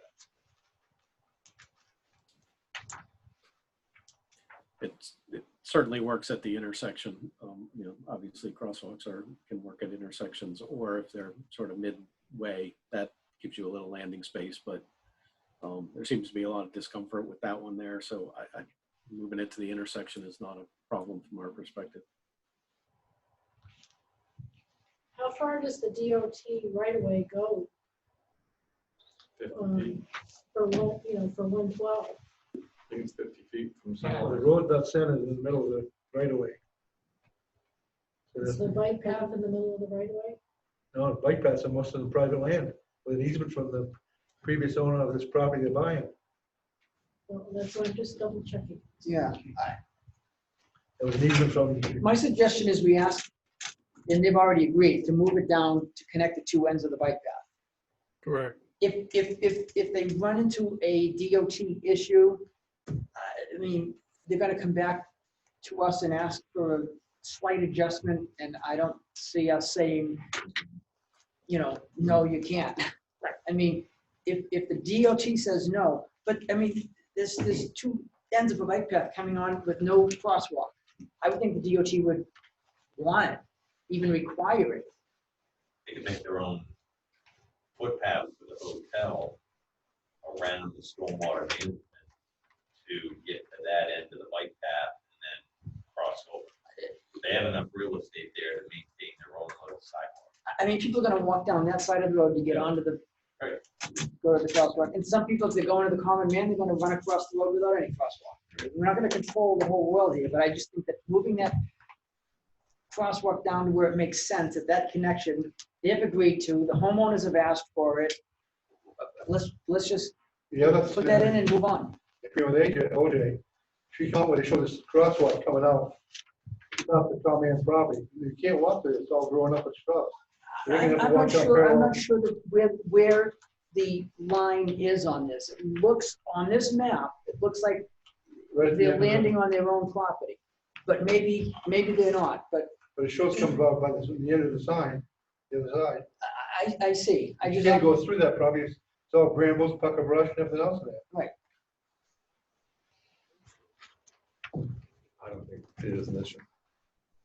So So I don't see it as an issue. for conditions, we have verify the pipe slope with the engineer, fire suppression plan, move the sidewalk, Mylar and 3 copies.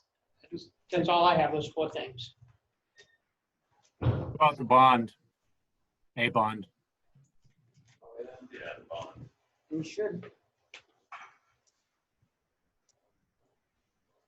We received that information from Bonding Lot, didn't we? Somewhere, I just don't know where. Yeah, Peter, you sent this thing on suggested language for a bond. Was that for this project also? It could apply to this project as well, yes. I don't have. The language we just used for the Pines drainage issue could apply to this also.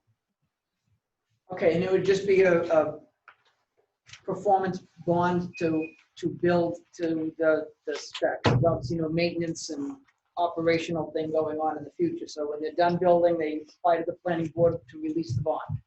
Right. Is that how you envision that, Peter?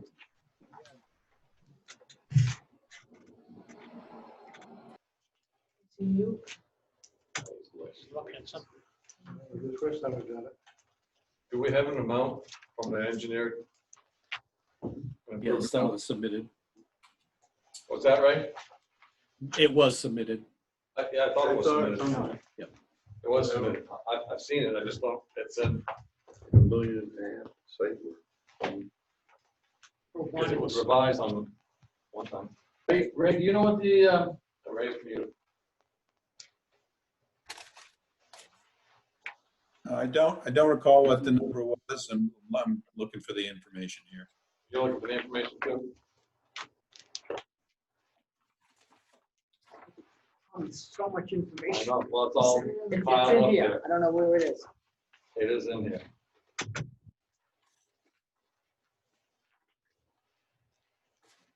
It was in there.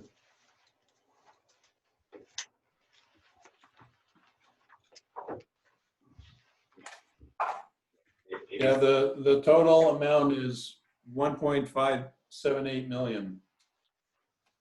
Say With it about 15% please. contingency. 1.578.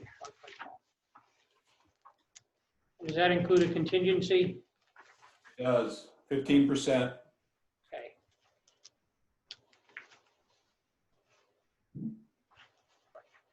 Is everyone good with that amount as 15%? And this is for the drainage infrastructure. That's for everything, isn't That's it? it, that's, yeah, for the whole That's for the whole project. application, the whole project. That's, yes, that's the cost estimate for, with a 15% contingency for the site development costs. Includes all the utilities, stormwater, grading, drainage.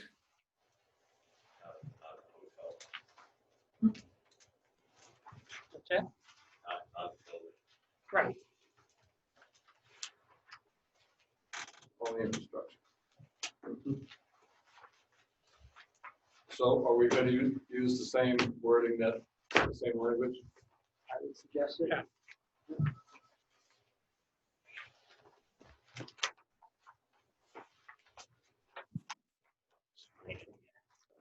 Found some other stuff.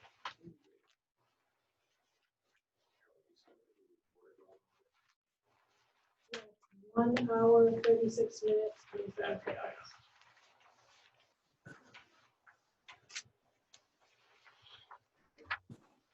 Is that double A's or?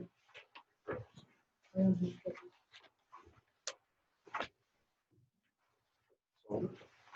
So we know what we have for bonding. I'm just looking for that language, it's just bad. Oh, I just opened up and looked at it. The performance bond part from before? Yeah.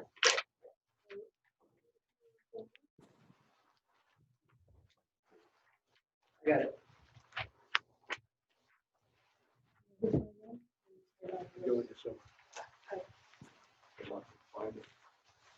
Did you find yours? I don't need enough lines. Okay. Yeah, get that. So I want to read this and make what I think tweak should be.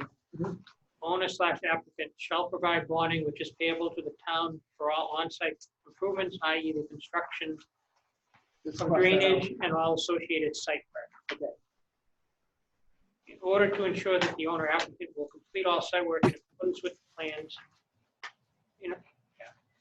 in the event that the bond is called by the town, the planning board shall schedule and hold a public hearing to consider revocation of the site plan approval per RSA 674:4-A. No further work may proceed on site and no the land use permit shall be void. They're only gonna pull one, they're not gonna pull multiple. Right. Without planning board approval in the event that the bond is called and the above reference revocation proceedings are initiated. The amount shall be based on the owner applicant's engineer's estimate of the construction cost for the project plus a 15% contingency equals 1.578 million to be approved by the town's engineer. The term of the bond shall be 3 years to ensure compliance, and then strike the rest of that sentence. Can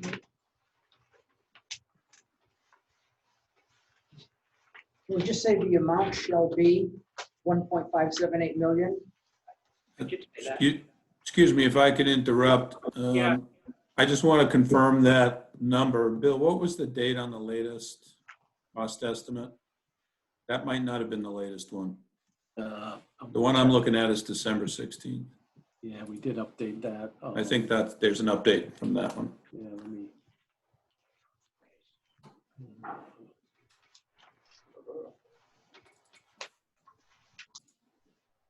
Searching my files here for it. The amount shall be based on the owner applicant's engineer's estimate of construction cost, 1.578 million, including a 15% contingency, to be approved by the town's engineer. Is that for the whole building and the land? That's just for the site work, the drainage, et cetera.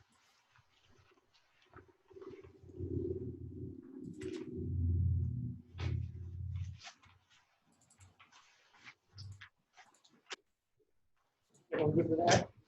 Yeah, tweaks? And instead of the term of the bond shall be 3 years, the bond shall, can be, the applicant can request release of the bond to the planning board upon project completion. Yeah. And we're not gonna hold it 3 years, I mean. Right. No, I would agree. Okay. On the Yeah. site, on the site itself completion, Right, not the well, whole hotel. right, just Once the all site. conditions, once all conditions have been met, Once all conditions have been met, then we release the bond. yeah. And the planning board will release the bond. So if I could just ask Bill a question. Yep. Bill, yep, Bill, is the latest February 6th? Is that what you have? Let's see. I do, that's what I do have. It's 1.6. Right. I believe. Is that number right? Yeah. Yep. I think that was based on your request. Based on my comments, right? Yep. So the number is 1.682 million. If you on these are cost estimates. So if you want to just round the number, you can round the number to 1.7 million. That includes a 15% contingency. And that, yes, that includes the 15% contingency.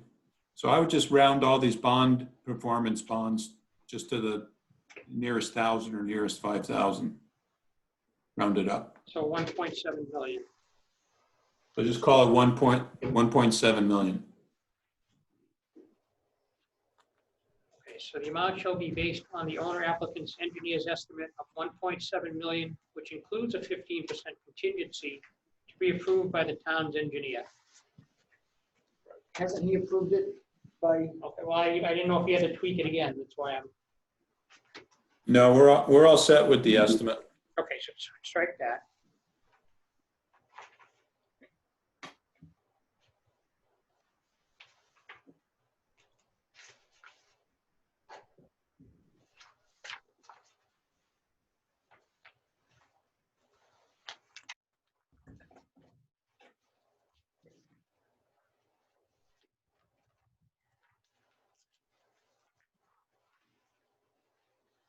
We can make a motion.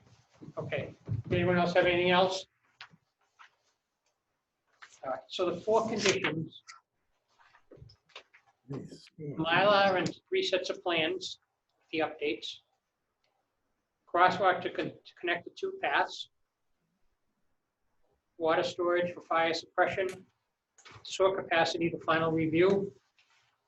And the bonding of 1.7 million. The sewer capacity is to verify the slope, right? Sewer capacity, yeah, to verify slope. Okay, I'm gonna read them again.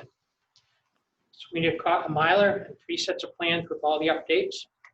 Crosswalk relocated to connect the 2 paths. Water storage for fire suppression.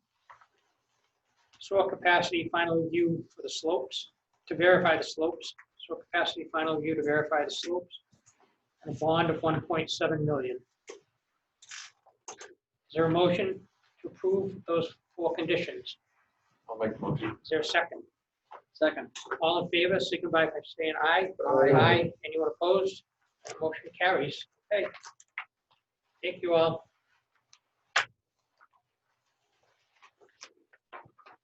So you approve the motion, Fairfield Institute approved. I thought you just approved the conditions, I didn't know you.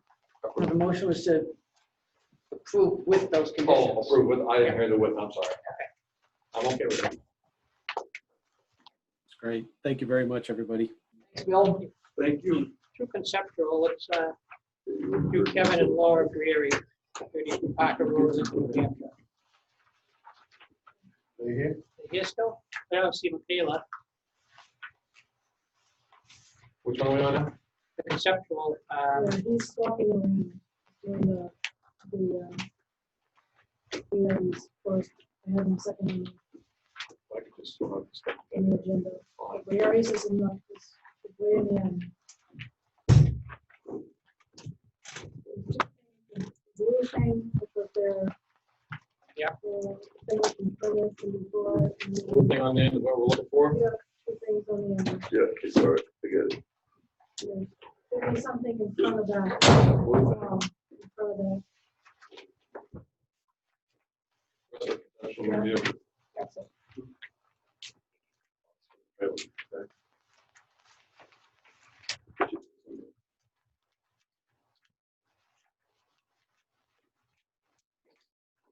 speak, who's gonna make the presentation? Michaela or Kevin, do you want to make the presentation? Because they're going to do yours first before the tower, because the tower will take longer. Yeah, sure. We live over on Parker Road, the dead end road. We currently have a single wide trailer there. We previously had a 3-season trailer. Then we put in the single wide trailer. So we had 2 trailers on the property.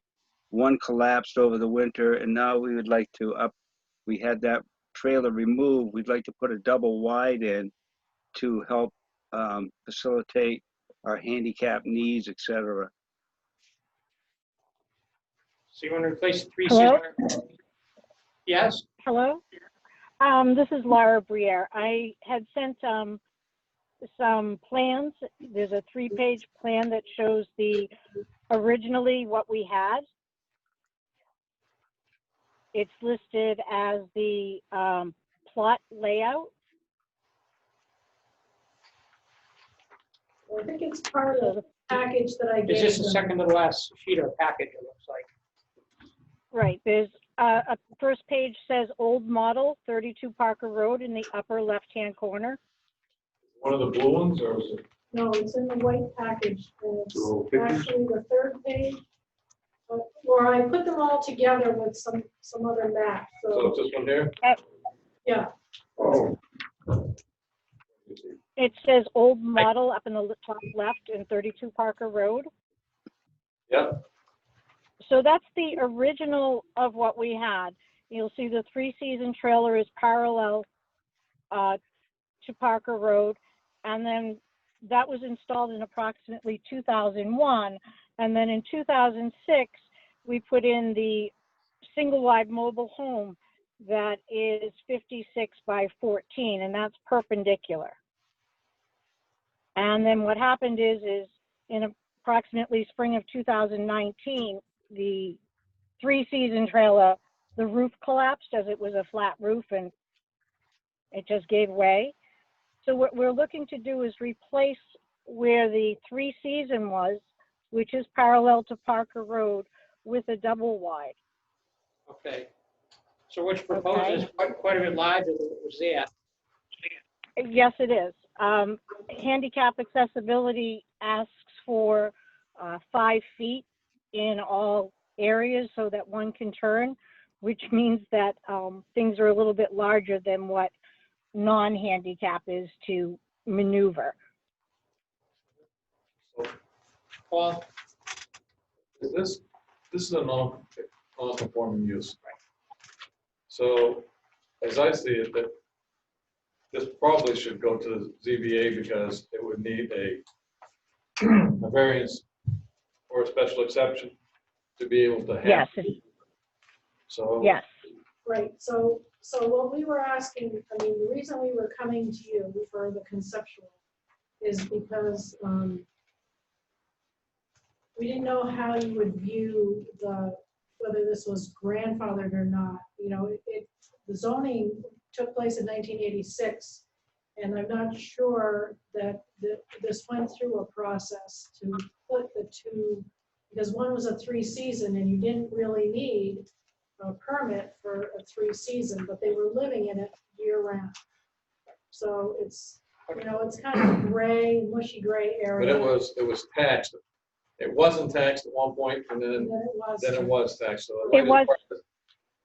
Go As ahead. far as I'm aware, it's been taxed since we had it, the 3-season, and then we got permission to put the single wide in, and then they were both taxed for a while, and then we took the 3-season out, and I think we're still paying taxes on actually both.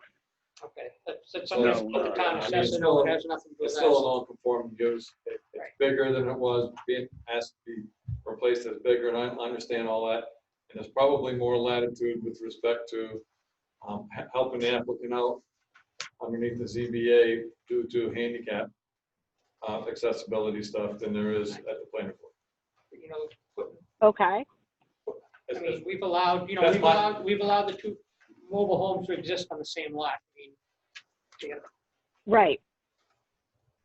But it- So we should go before the ZBA for this? over a year. Usually, well, I think our I- regulations stipulate the year as the time when it Well, reverts that back. only has to do with the fire. If you look at the ordinance, it just has to do with like if you A have fire? A fire, so, or some kind I of. want to help them, I natural just don't know which way's the best way. I mean, I think really a ZBA because you're expanding the footprint. Usually if it was, we let them replace it in kind without a problem, but Right. usually when they expand the non-conforming use, you have to go to the ZBA.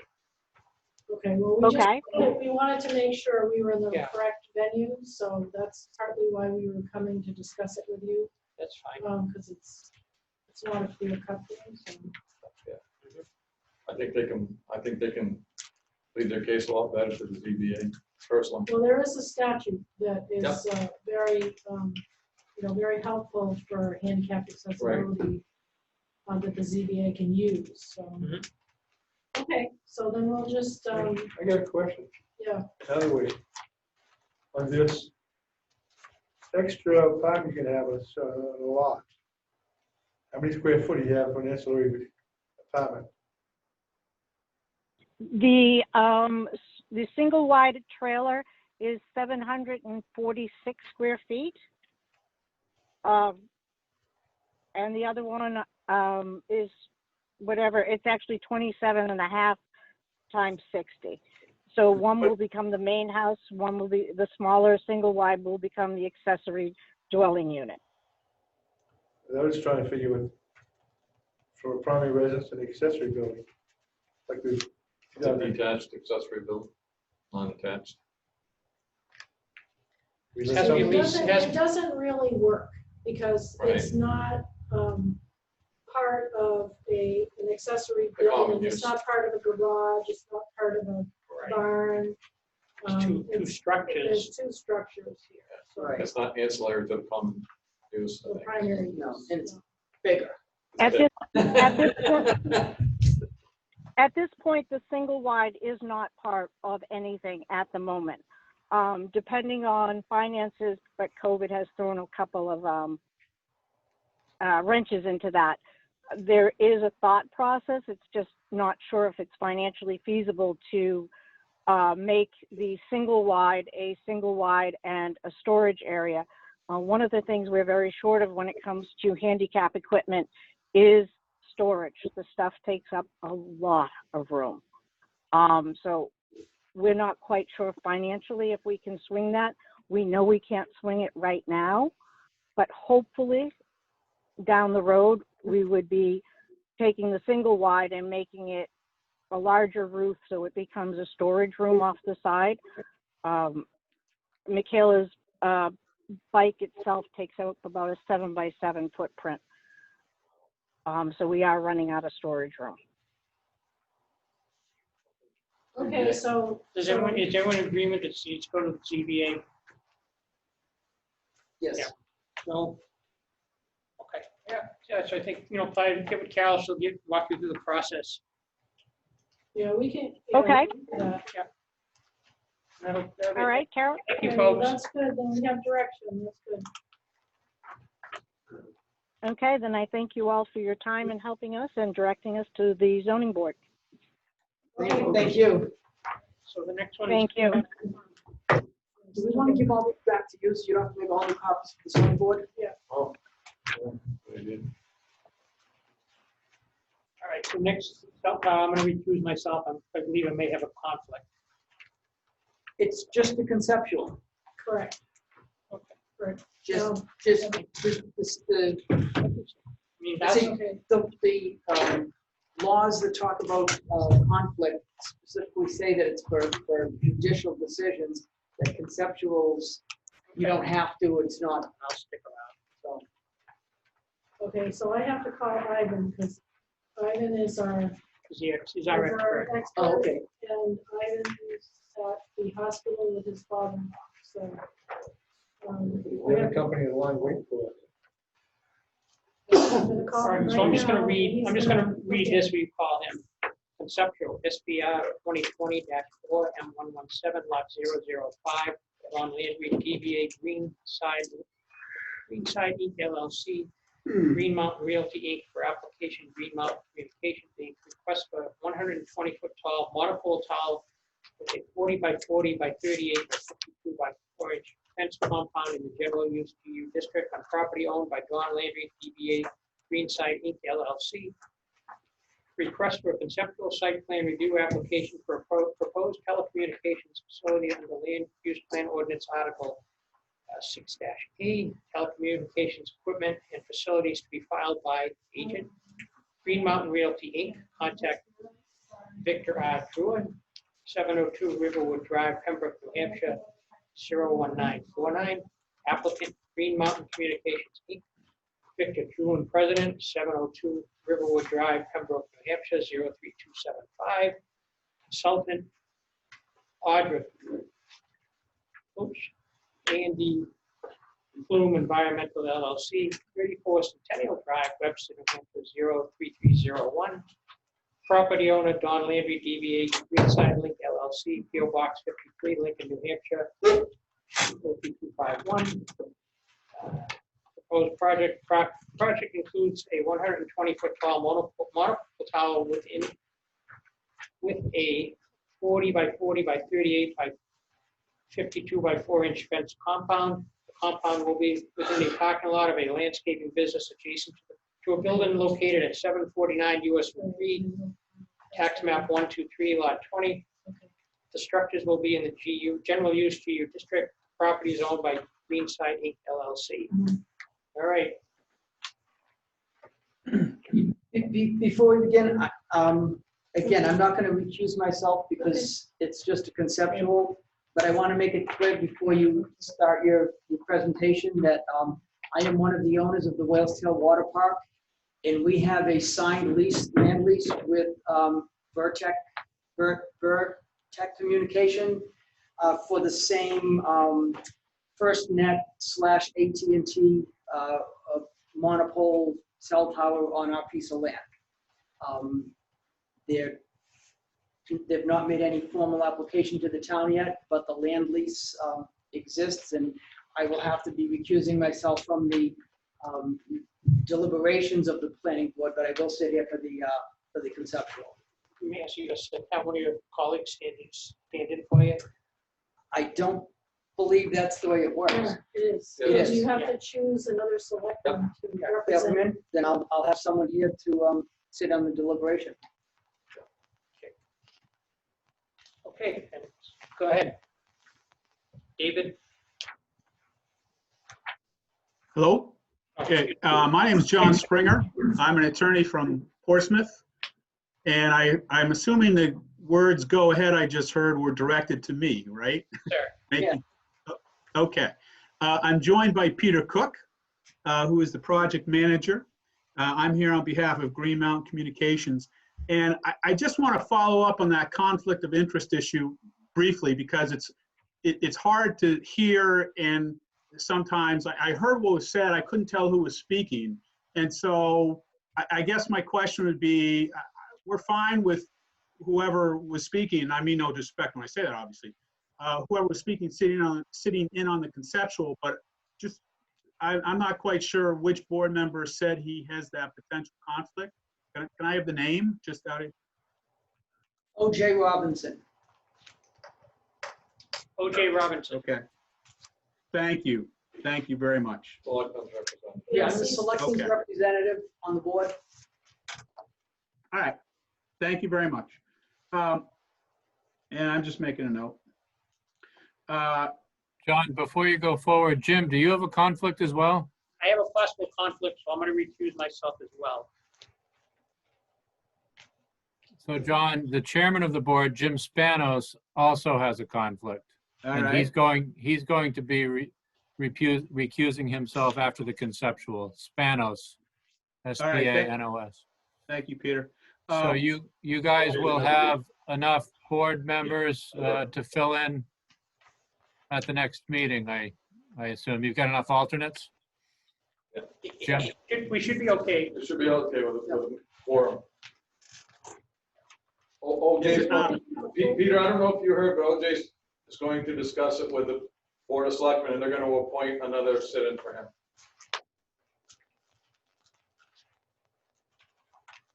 Okay, is this a 5-member board or a 7-member board? 5 members. We have Five one mem- all right. one is absent tonight.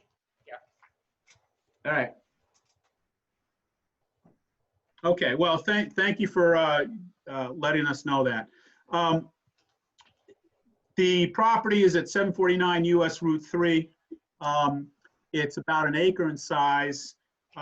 We are in, the property, the host property is in the general use zone, the GU zone. And therefore, under the town zoning ordinance, the telecommunication site is a permitted use. We're going to be seeking site plan review. We will also be seeking a conditional use permit to allow us to have the additional height under the ordinance as we read it. 100 feet is permitted by right. We're asking for 120 feet. And therefore, we're going to be looking for the conditional use permit for that additional 20 feet. And right off the top, I'm going to say it's important to keep in mind the conditional use permit is for that additional 20 feet. I'm sure we're going to hear some people speak about the height and the visibility, but keep in mind we're talking about 20 feet, not the tower on the site, which is permitted, not the first 100 feet, which is also the site is, there was already mention of AT&T. AT&T is the anticipated carrier for this site, or I should say is the carrier for this site. And this site is planned as part of the First Responder Network. Very briefly. Say that again? I'm sorry. In and out a little bit. I'm sorry. I'll try to talk a little louder and a little slower. But this site is part of the First Net Responder Network, which is basically an offshoot of the events of 9/11. It is a nationwide wireless broadband network devoted and dedicated to first responders, police, fire, 9/11 operators, things like that, people like that. Not just designed to handle terrorist attack, although it's a sad comment on our society where we have to talk about terrorist attacks, possible terrorist attacks in Lincoln, but also natural disasters, floods, hurricanes, etc. And what they found out of 9/11 was there's really not a good way currently for all the first responders to communicate, because when something like that happens, a terrorist attack or a huge natural disaster or something, the phone lines become jammed. Everybody's trying to call everybody else. And plus all the first responders now are sort of on different, not sort of, but they're on different networks, so to speak. This network is going to be dedicated to them. And it will allow, the theory is, and I'm assuming it's going to work, the theory is that it will allow a first responder in a small town like Lincoln to be connected directly to Concord, New Hampshire, to New York City, to Washington, D.C., to anywhere in the country that they need to speak. And so it's going to allow the transmission of video and data as well as voice. So it's a really important concept. It's being built out now by AT&T in partnership with the federal government. So that's an important thing to keep in mind for this site. This site also fills a significant gap in coverage for AT&T. I know there was mention of Mr. Pegasic reviewing the project. We're happy to have him review the project. We will be preparing radio frequency plots. They will show the current AT&T coverage in the area, and they'll show, of course, the anticipated coverage from this site. We will be submitting those along with our application. One of the reasons, the proposed tower will be capable of handling a total of 4 carriers. So it's AT&T and 3 other carriers. They will be, the tower will be able to structurally handle them. That's a requirement. Additional co-location slots are a requirement of your ordinance. To the extent necessary, we will be asking for a waiver from section H4 of the ordinance. And that section states that you need a setback from structures equal to 125% of the tower height. And that means we need a setback of 150 feet from structures. The ordinance, in my opinion, is a bit unclear because it doesn't exempt out the structure on any structure on the host property. Usually, ordinances that have these type of setback requirements tie them into surrounding structures on surrounding parcels and not the host parcel itself. Your ordinance, with all due respect, doesn't really do that. We may need to ask for a waiver from that provision.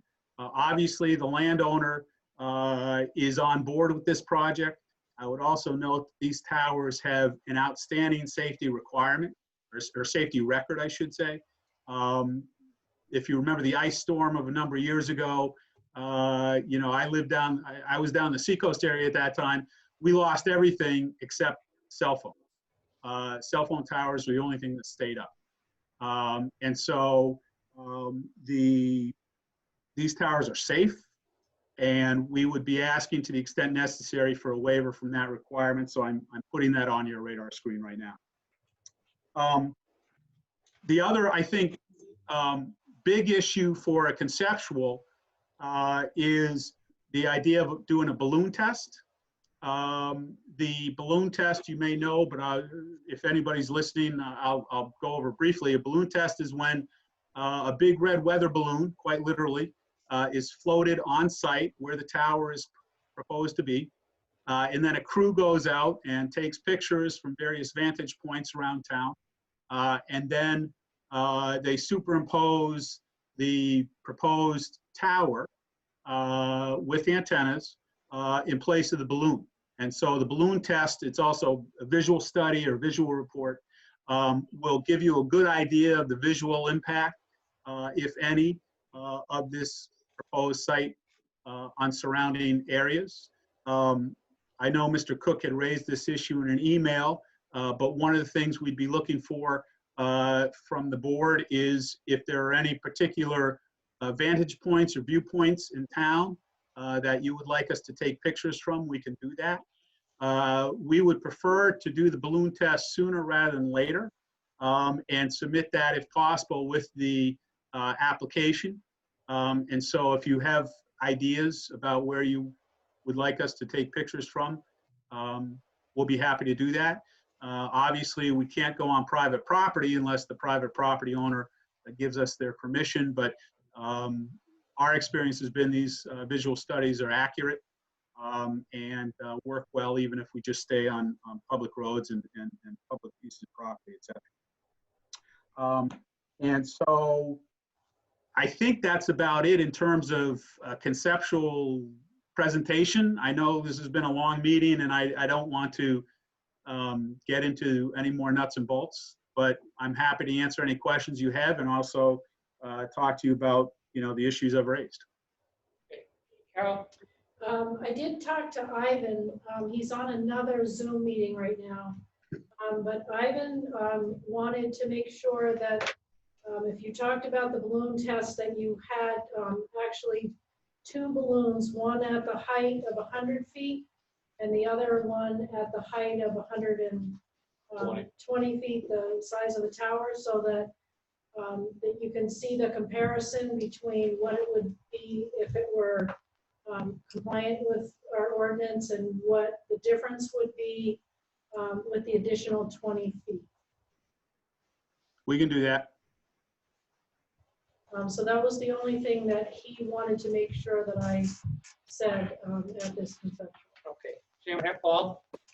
Yeah, I'm looking at Peter's letter dated June 9th, I guess, in our packet. Just received this today. And then I noticed that you're going to include a retaining wall in excess of 4 feet. I'm not sure if you know the requirements, but there's a requirement for engineering retaining wall greater than 4 feet. in the town of Lincoln, so it will have to be an engineered wall. If it's a rock wall, it just has to have an engineer's stamp of approval, or if you're gonna have just a regular engineered wall. Thank you. We were aware of that. It Okay, can't thank be you. setbacks, it's a setback. The, I think the visual aid thing, I'm not sure it should be done before. I mean, we don't know what any of the abutters are kind of feeling about. I mean, there may be abutters that have requests that they want to see from their property, what it looks like. So to do it before, or as part of the application, I'm not sure abutters will have a chance to weigh in on whether or not they would like to see what it looks like from their property. I guess that's a concern that I have. Understood. Sure, go ahead. And the waivers for the requirements, are the waivers given from the planning board, or are those given from the ZBA? Is a waiver of request from the regulation, does that have to be done from the ZBA, or is that done from the planning board? Planning board. It's planning board. Peter, you're Peter's nodding his head. okay. Section L. Yeah. Anyone else? Joe? Thing is, you might want to talk to some of the people like Scenic New Hampshire. If you're coming up 93, get a 120-foot tower up Ruth Street. It comes right to a triangle. The tower's right between it. And our greatest attraction in town is looking through the knots, see the nice clear area. Of all places in town, that's the most obstructive for this nice scenic view, especially Scenic Byways Committee. Probably want to get out of that. Yeah, our Route 3 is on the scenic byways. So I'm not sure. So it's going to be a project of regional impact, and they're going to be one of the, one of the parties. I think it'll be one of. They'll essentially get an abutter notice, I believe. I get a meeting with them on the 30th, because I'm also on Scenic Byways and TSA, Transportation Committee. And I'll try to bring it up to them, they give it, they come look at it at the same time. Right. That's through the North Country Council. Right. Did you get that? That's from the North Country Council. Those are the scenic byway committees, subcommittees. I did not catch the full comment. I heard Route 3 is a scenic byway. I didn't catch some of the other comment. I'm on the Transportation Committee with the state. And there's a committee under them, Scenic Byways, which discuss impact, visual impact of anything going up on the highway that can look and view the mountains. Something directly going in the middle of Franconia Notch, between two roads, 120 feet taller, which actually if it fell in one way, it hit one road, fell the other way, hit the other road. That's how close it is. And that's a visual impact going through the entire notch. That's one spot. It's a focal point. You're coming up Blue Street and or 93. So I don't know. Okay, Paul? Can I ask you, how many of the cell towers are in Lincoln? There's I think we have 4 or 5. 4 or 5? I'm not sure. Does that sound right to you? Can I ask you if you've looked at any of the other cell towers in town to see if you cannot be able to use them for your purpose? Yes, and we will address that in our application. Okay, yeah, that's fine. Anyone else? Joe? Oh, okay, change it. Roger? I'll just make a comment that I think the balloon test is an important part of the process, and I think the sooner that's done, the better. As far as notifying abutters, I know that as part of the application, we'll be doing official notifications, but I believe Donnie has talked to the abutters up that way, and it wouldn't take much to just notify people that would be notified anyway that the balloon test is on such and such a date, and let them come or look or whatever if they Or want to. put it on the But I- website. Yeah, but right. I mean, I think even just listening to Carol, this is a project of regional impact, so it may not just be those abutters, it may be other people who, you know what I mean? We don't want people to say, well, we missed a balloon test, we'd like you to run another one, and then these guys gotta run another one, so I think the more advertisement or publication we do before the balloon test, to give everybody a chance to be able to see it if they want from their own vantage point, however it is, you know, whether you're coming down from the notch, as Joe says, or whether you're standing on top of Indian Head Tower, or, you know, however that works. I agree with you. I don't care whether they do one, and then we have to do another one, it doesn't matter to me. But I think for the applicant, it would be better to make sure that it's noticed enough so that people who are concerned or have a concern can take a look at it. So Yep, Joe? I think to say is, this tower will be right in the middle of the scenic byway and 93, going right into the notch. Of all places in town, it'd be the most conspicuous place to look at, obstructing view, panoramic view, going through Franconia Notch, and out through the presidentials and Cannon Mountain. If it was off to the side somewhere, you wouldn't notice as much, but right in the middle of the two roads, it's like sticking up a thumb and say, here I am.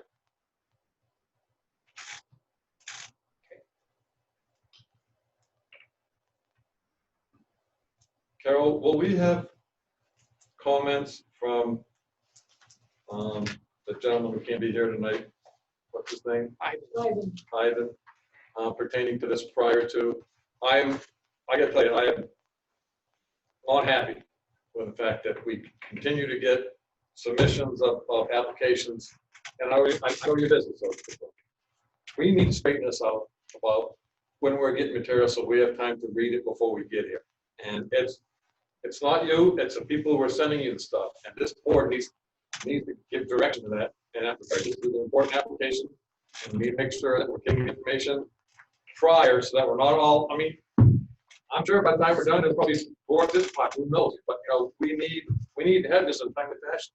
And this board needs to take care of this because we talked about it, and we're just not there yet. Let's finish this and go back and discuss that. What's that, Joe? Let's finish his discussion. I guess It's about this application.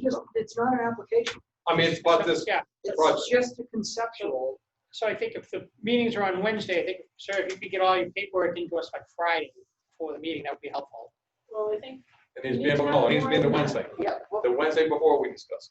Right, for an application. This is just a conceptual, I guess. I'm not worried about this conceptual. I'm saying before we get to the application, you need to make sure it Just has that. sounded like you were No, sir. angry about what was done No, tonight. no. I'm not angry about this. I just don't want to get to this application and then have all the information 2 days before we have to meet. Okay, so maybe the way to do this is just let the applicant know that we were in discussion last week, and we may continue that tonight or at our next meeting, of having our rules of procedure state that for any application, which this is not, but for any application, things need to be in the Wednesday prior to the Wednesday that you're coming before us, to give us time to look at, read, anything over the weekend or just a week before we actually have to sit and deliberate on it. So that isn't in our rules of procedure, but that's what we're anticipating will become of it. So just to warn you.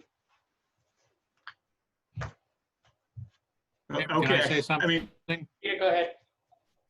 Section, Article 8 of your site plan review regulations is entitled Submission of Application. And it says that the completed application shall be filed with the board or its agent at least 15 days prior to a scheduled public meeting of the board. So it looks like you're supposed to be getting your applications 15 days prior to the meeting. Well, it But I think doesn't what's work happening out is that it- way, because the application comes in, say it comes in on a Wednesday, then I have to have the notice to the paper by Friday. It doesn't show up in the paper until the following Wednesday because we only have a weekly newspaper. That's it. So, and it's another 2 weeks before hearing actually takes place. So it doesn't really work perfectly with that 15 days. But even the 15 days, when they submit the application can come in, but not all of the ancillary information, which follows it. So that's the problem. It's not the application itself. Right. The problem is that when, say for instance, we don't finish it at one hearing. And so, we continue the hearing, to 2 weeks or a month later. And then what happens is we have to say if we have to have peer review, this isn't having to do with this particular telecommunications tower. It has to do with all the things that we've just done today and last week and the week before that and the week before that. But what's happening is they're getting the stuff to us on the day of the meeting or the day before the meeting. And that means that nobody has a chance to read it before they're expected to discuss it. So that's the problem. It's not the application itself, it's the follow-up after that, the subsequent hearings before we can make a decision. I mean, and what we've done, Peter, so you know, is we have put off decisions to another meeting so that we could have time to review the information that we've received. And that's not fair to the applicant, nor is it fair to the members of this board, because, or other applicants that are coming, wait to come to talk to the board. So it's something that really needs to be taken care of, and we've been discussing it. We've had times, like, we get emails of data coming in 1, 2 o'clock in the afternoon before the board hearing. And if you're working, you don't have time to go on your computer, dig it all up, start reading it. Right. So it's not fair to the applicant or the board, like you said. I still think we should say, I think, OJ, you said this, I think, that it needs to be in 7 days prior, or we won't consider it. And I think just keep it simple. And that's long and short for everybody, treats everybody the same, and it gets Carol. I agree with you. We're getting into the rules of procedure. I'm sorry. Just giving them a heads up is all we're trying to do. Well, I'm trying to slow Now we down. don't need to talk about the rules of procedure. Thank you. I don't mean to interrupt, but we'll try to get everything in as early as possible. But my client is paying my exorbitant hourly fee, and I like to try to get this back on our concept review, if I may. Yes. Thank you. Thank you. All right, Jan, what, have anything else? No. Paul? Nope. Nope. All right, Cal, you have anything else? So when is this, have they submitted an application yet? No.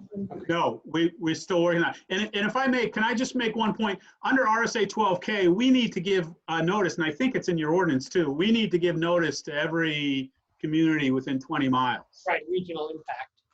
Right. So, I will be handling that, and you will see those notices go. You'll see that notice that we sent out. Well, actually, I think you'll see that all those 20-mile communities got notice. Well, I think you give me the list and I do the. We do. I know, that's why, thank you. That's why I stopped myself. But we compiled the list, you sent it out, but you'll see it's going to be a very extensive list. Always is. Could we do one abutter notice for both issues?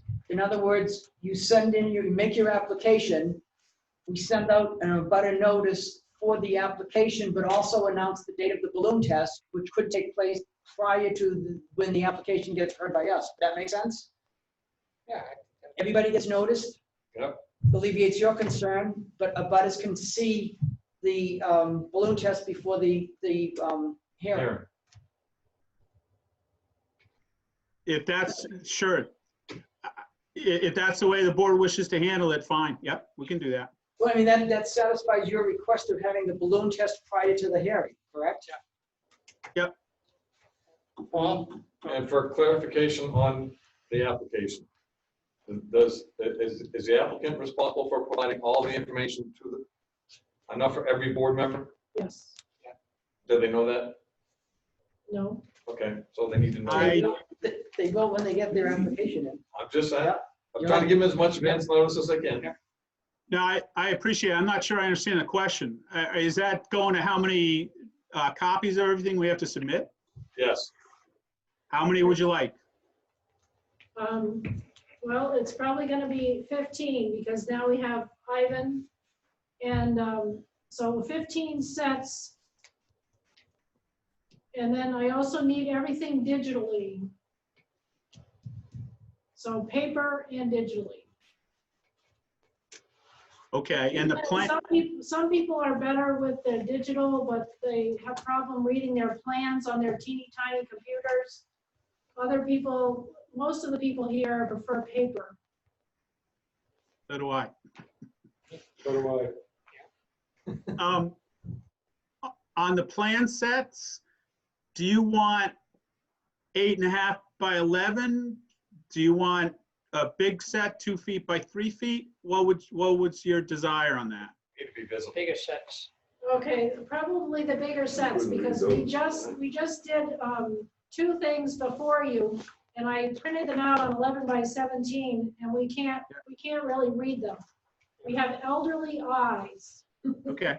Is it fair to say, though, that we don't need 15 copies of the huge plans, that we've gathered 3 or 4 people and like Yeah, 2 okay, plans so up that- here is adequate? We don't have to Well, make we 15 can- copies. You know, In the past, we've had 2 or 3 John, can I suggest people 11 by on 17? the side for Someone else will. Yes, you can. Well, we have 11 by 17, so the 11 by 17s is the 15 copies. But if we could Okay. have 3 sets, full sets of big ones, the big sets. Yep. Then we can spread them out on the table here. And if Yep. they can't read theirs, then they can look at those plans. If we could check them All out maybe before and look at them, something that's kind of like, so we can see beforehand. So you could stop We can it. do that. Okay. Anything else? All right, thank you. Anything else you want to tell us, sir? I don't think so. I think we've covered the bases. Peter, do you have anything to add? Well said. No, I was talking to my client, Peter Cook. Okay, the other Peter. No, I never asked the town attorney to comment. You're being very You must polite. think I'm stupid. Yeah. I need a couple Cook. legal memos from you. Yeah, you've seen my work before. Peter Cook, do you have anything to add? I think my only question is your agenda going forward. Is there a targeted hearing date at this point? Given I know your schedule has been pretty full as of late. If we were able to file within the next week, do you have a projected date so that I can Well, we meet try to the coordinate our balloon float? We meet the 2nd and the 4th Wednesdays of the month. Understood. Is your agenda already full? I know it took us a couple of meetings to get this meeting, so. Right, no, due to your- well, we have, this is the afterglow from the COVID-19 stay-at-home order. Sure, yep. Understood. If we get a second wave, then, we're in trouble. But right now, But right now, it's just, I have a couple things I have to do for the ZBA, so don't be making any additional Wednesday meetings, all right? Got it. Okay. Good night. Okay. All right. All right. Thank you all. Thank you, everybody. I appreciate your time. Thank you. Thank you. Bye-bye now. See ya. See See you guys. Thank you, All right, Peter. any public participation? Any other business? Yeah. Want to get this squared away. The rules of procedure. Rules of procedure. Do we have them here? No, I mean. Make the motion to add the language into whatever it says now, we'll just add in one more sentence. So I'll make a motion that we say that all pertinent information be considered by the planning board on each application needs to be submitted 7 days prior, or the planning board will not consider the application. And the only reason I said they will not consider the application is because there has to be some teeth in it somewhere, or, I mean, we gotta do something.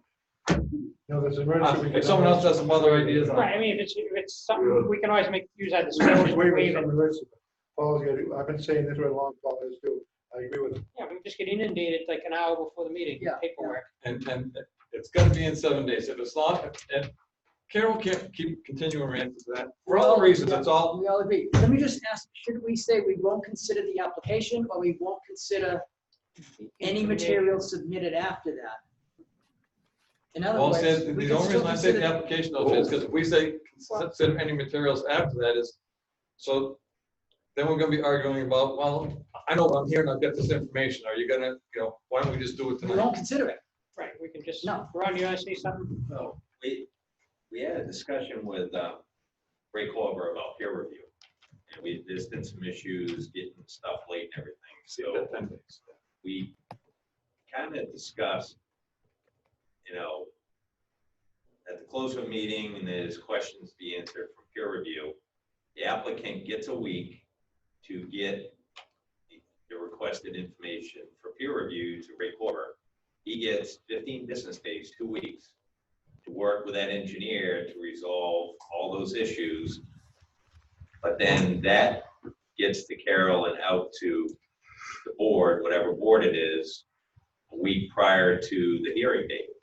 If it does not come in on time, you still hold the hearing, but then you say it didn't come in at the appropriate time, you reschedule.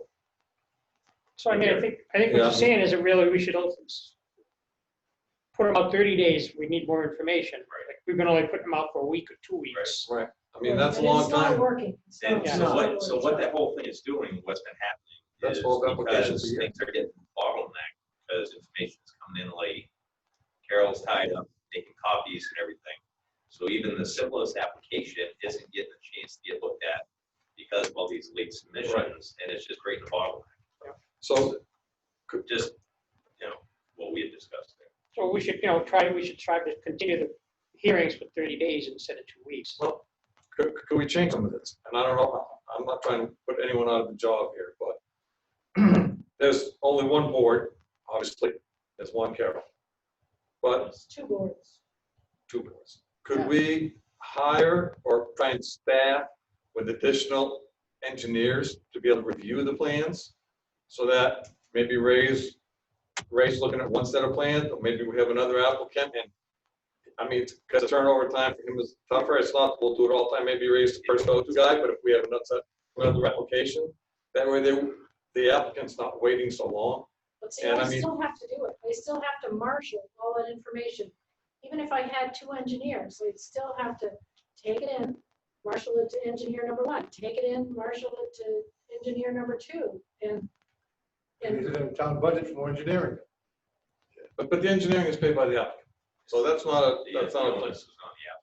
The applicant pays for that. So, I mean, maybe we look at a system where we can get, I don't know. I don't think the current engineer has said doesn't have time to review. right, it's just. He needs more time to review. Well, the applicants have. Look, we're just getting stuff, today we just got stuff back from Ray. Right, So, that's, I mean, that shouldn't, we shouldn't hold that for I'm not Ray. holding it It's against not just a No, but- one-time thing. Ray communicates back and forth and back and forth. Right. And Right. Ray said, what about this? And the engineer on the other side said, well, I don't want to do it because of this. And they go back and forth and back and forth. So the 15 days really is not Ray, doing, I mean, he has other things too and other clients, but, there's a lot of back and forth between the engineers in order to come at some satisfactory conclusion. I think we should keep our rules simple and just say that the planning board needs to receive in final form Right. I agree with you. 7 days ahead. I guess, Now, if engineers are going back and forth and they know they can't get it, just let us know. We can't get it to you 7 days ahead, we'll postpone the And as you meeting. said before, Continue the meeting. we can always continue it, right? Continue. So if we don't get that, but the original mass of information we get should be all in 7 days prior. Right, well, the application needs to come in 15 days prior. So it's not the Right. initial one. I think we already have that covered in Right, our there. rules. I'm sorry, you're right. It's pertinent information for the It's hearing actually more shall than be, 15 days, because by the time, when I get an application, I have a weekly deadline of Friday morning. Papers. It's not gonna show up in the paper until the following Wednesday. And it has to be 2 weeks from there. We meet on Wednesday, so there's 2 weeks before we can meet. So really, that's 4 weeks. 15 days is a deadline that I have not been able to meet since I've been here. And it's not possible to meet it. It's not possible. Because that only gives me 2 days. If I get an application on Wednesday, it gives me. If you get an application on Wednesday, 15 days would be on a Thursday. Right, so you'd So- be a month out for the meeting. Right. Then you can give them the paper time for the notice. Right, you don't make the notice in time. There's no notice in time. If they give it to you on a Tuesday, it would be the third Wednesday, it wouldn't be the next day, and it wouldn't be the next week, it would be the week after that. Would be the earliest that we could And it meet. shows up in the paper. Right. It has to be in the paper 2 weeks. It has to be in the paper 10 days prior. And usually it's 14 days because the paper only is once a week.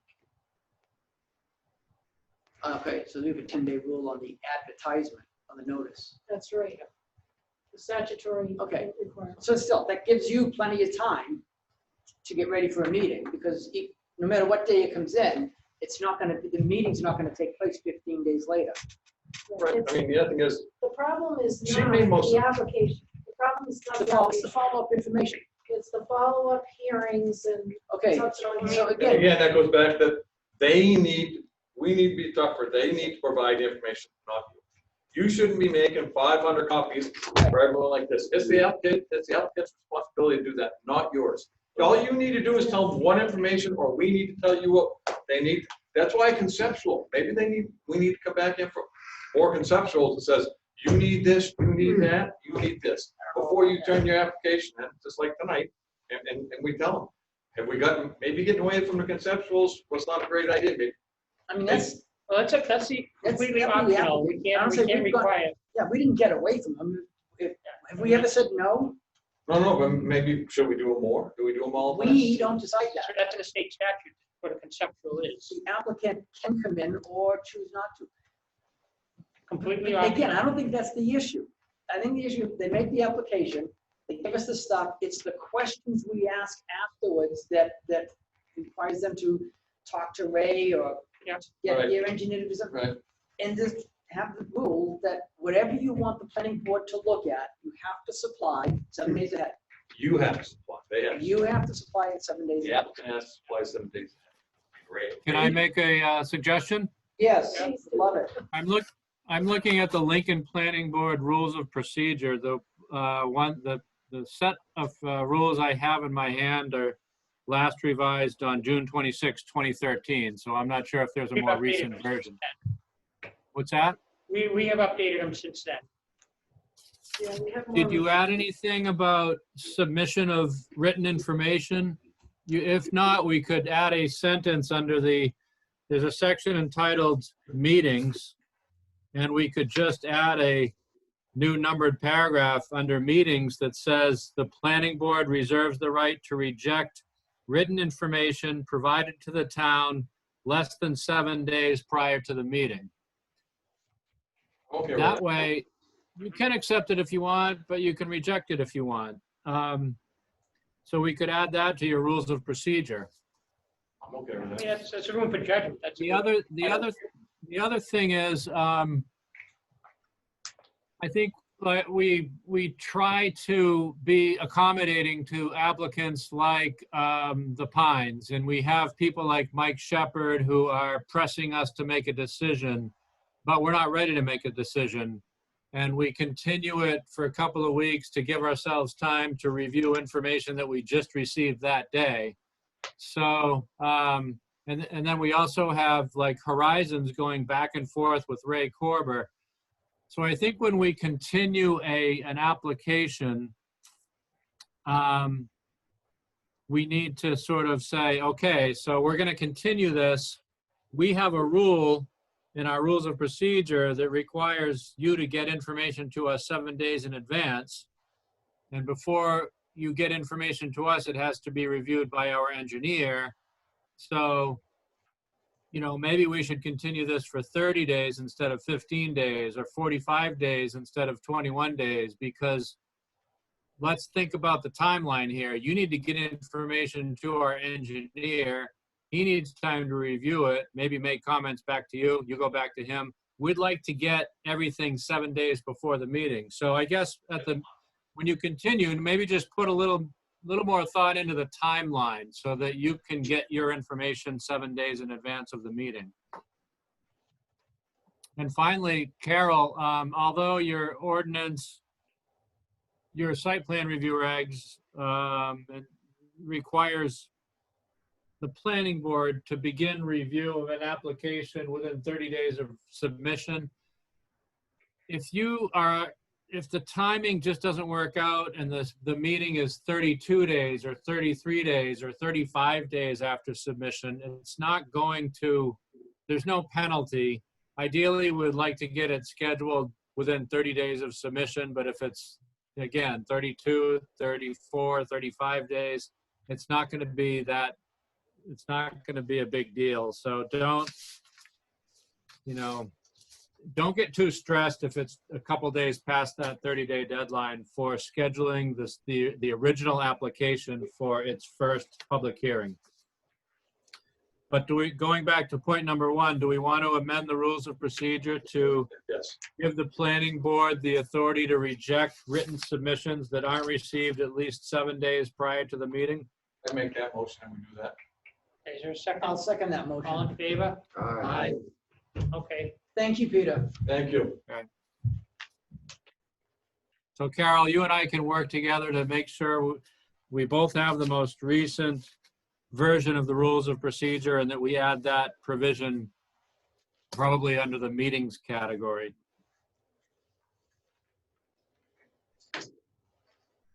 Just the paperwork.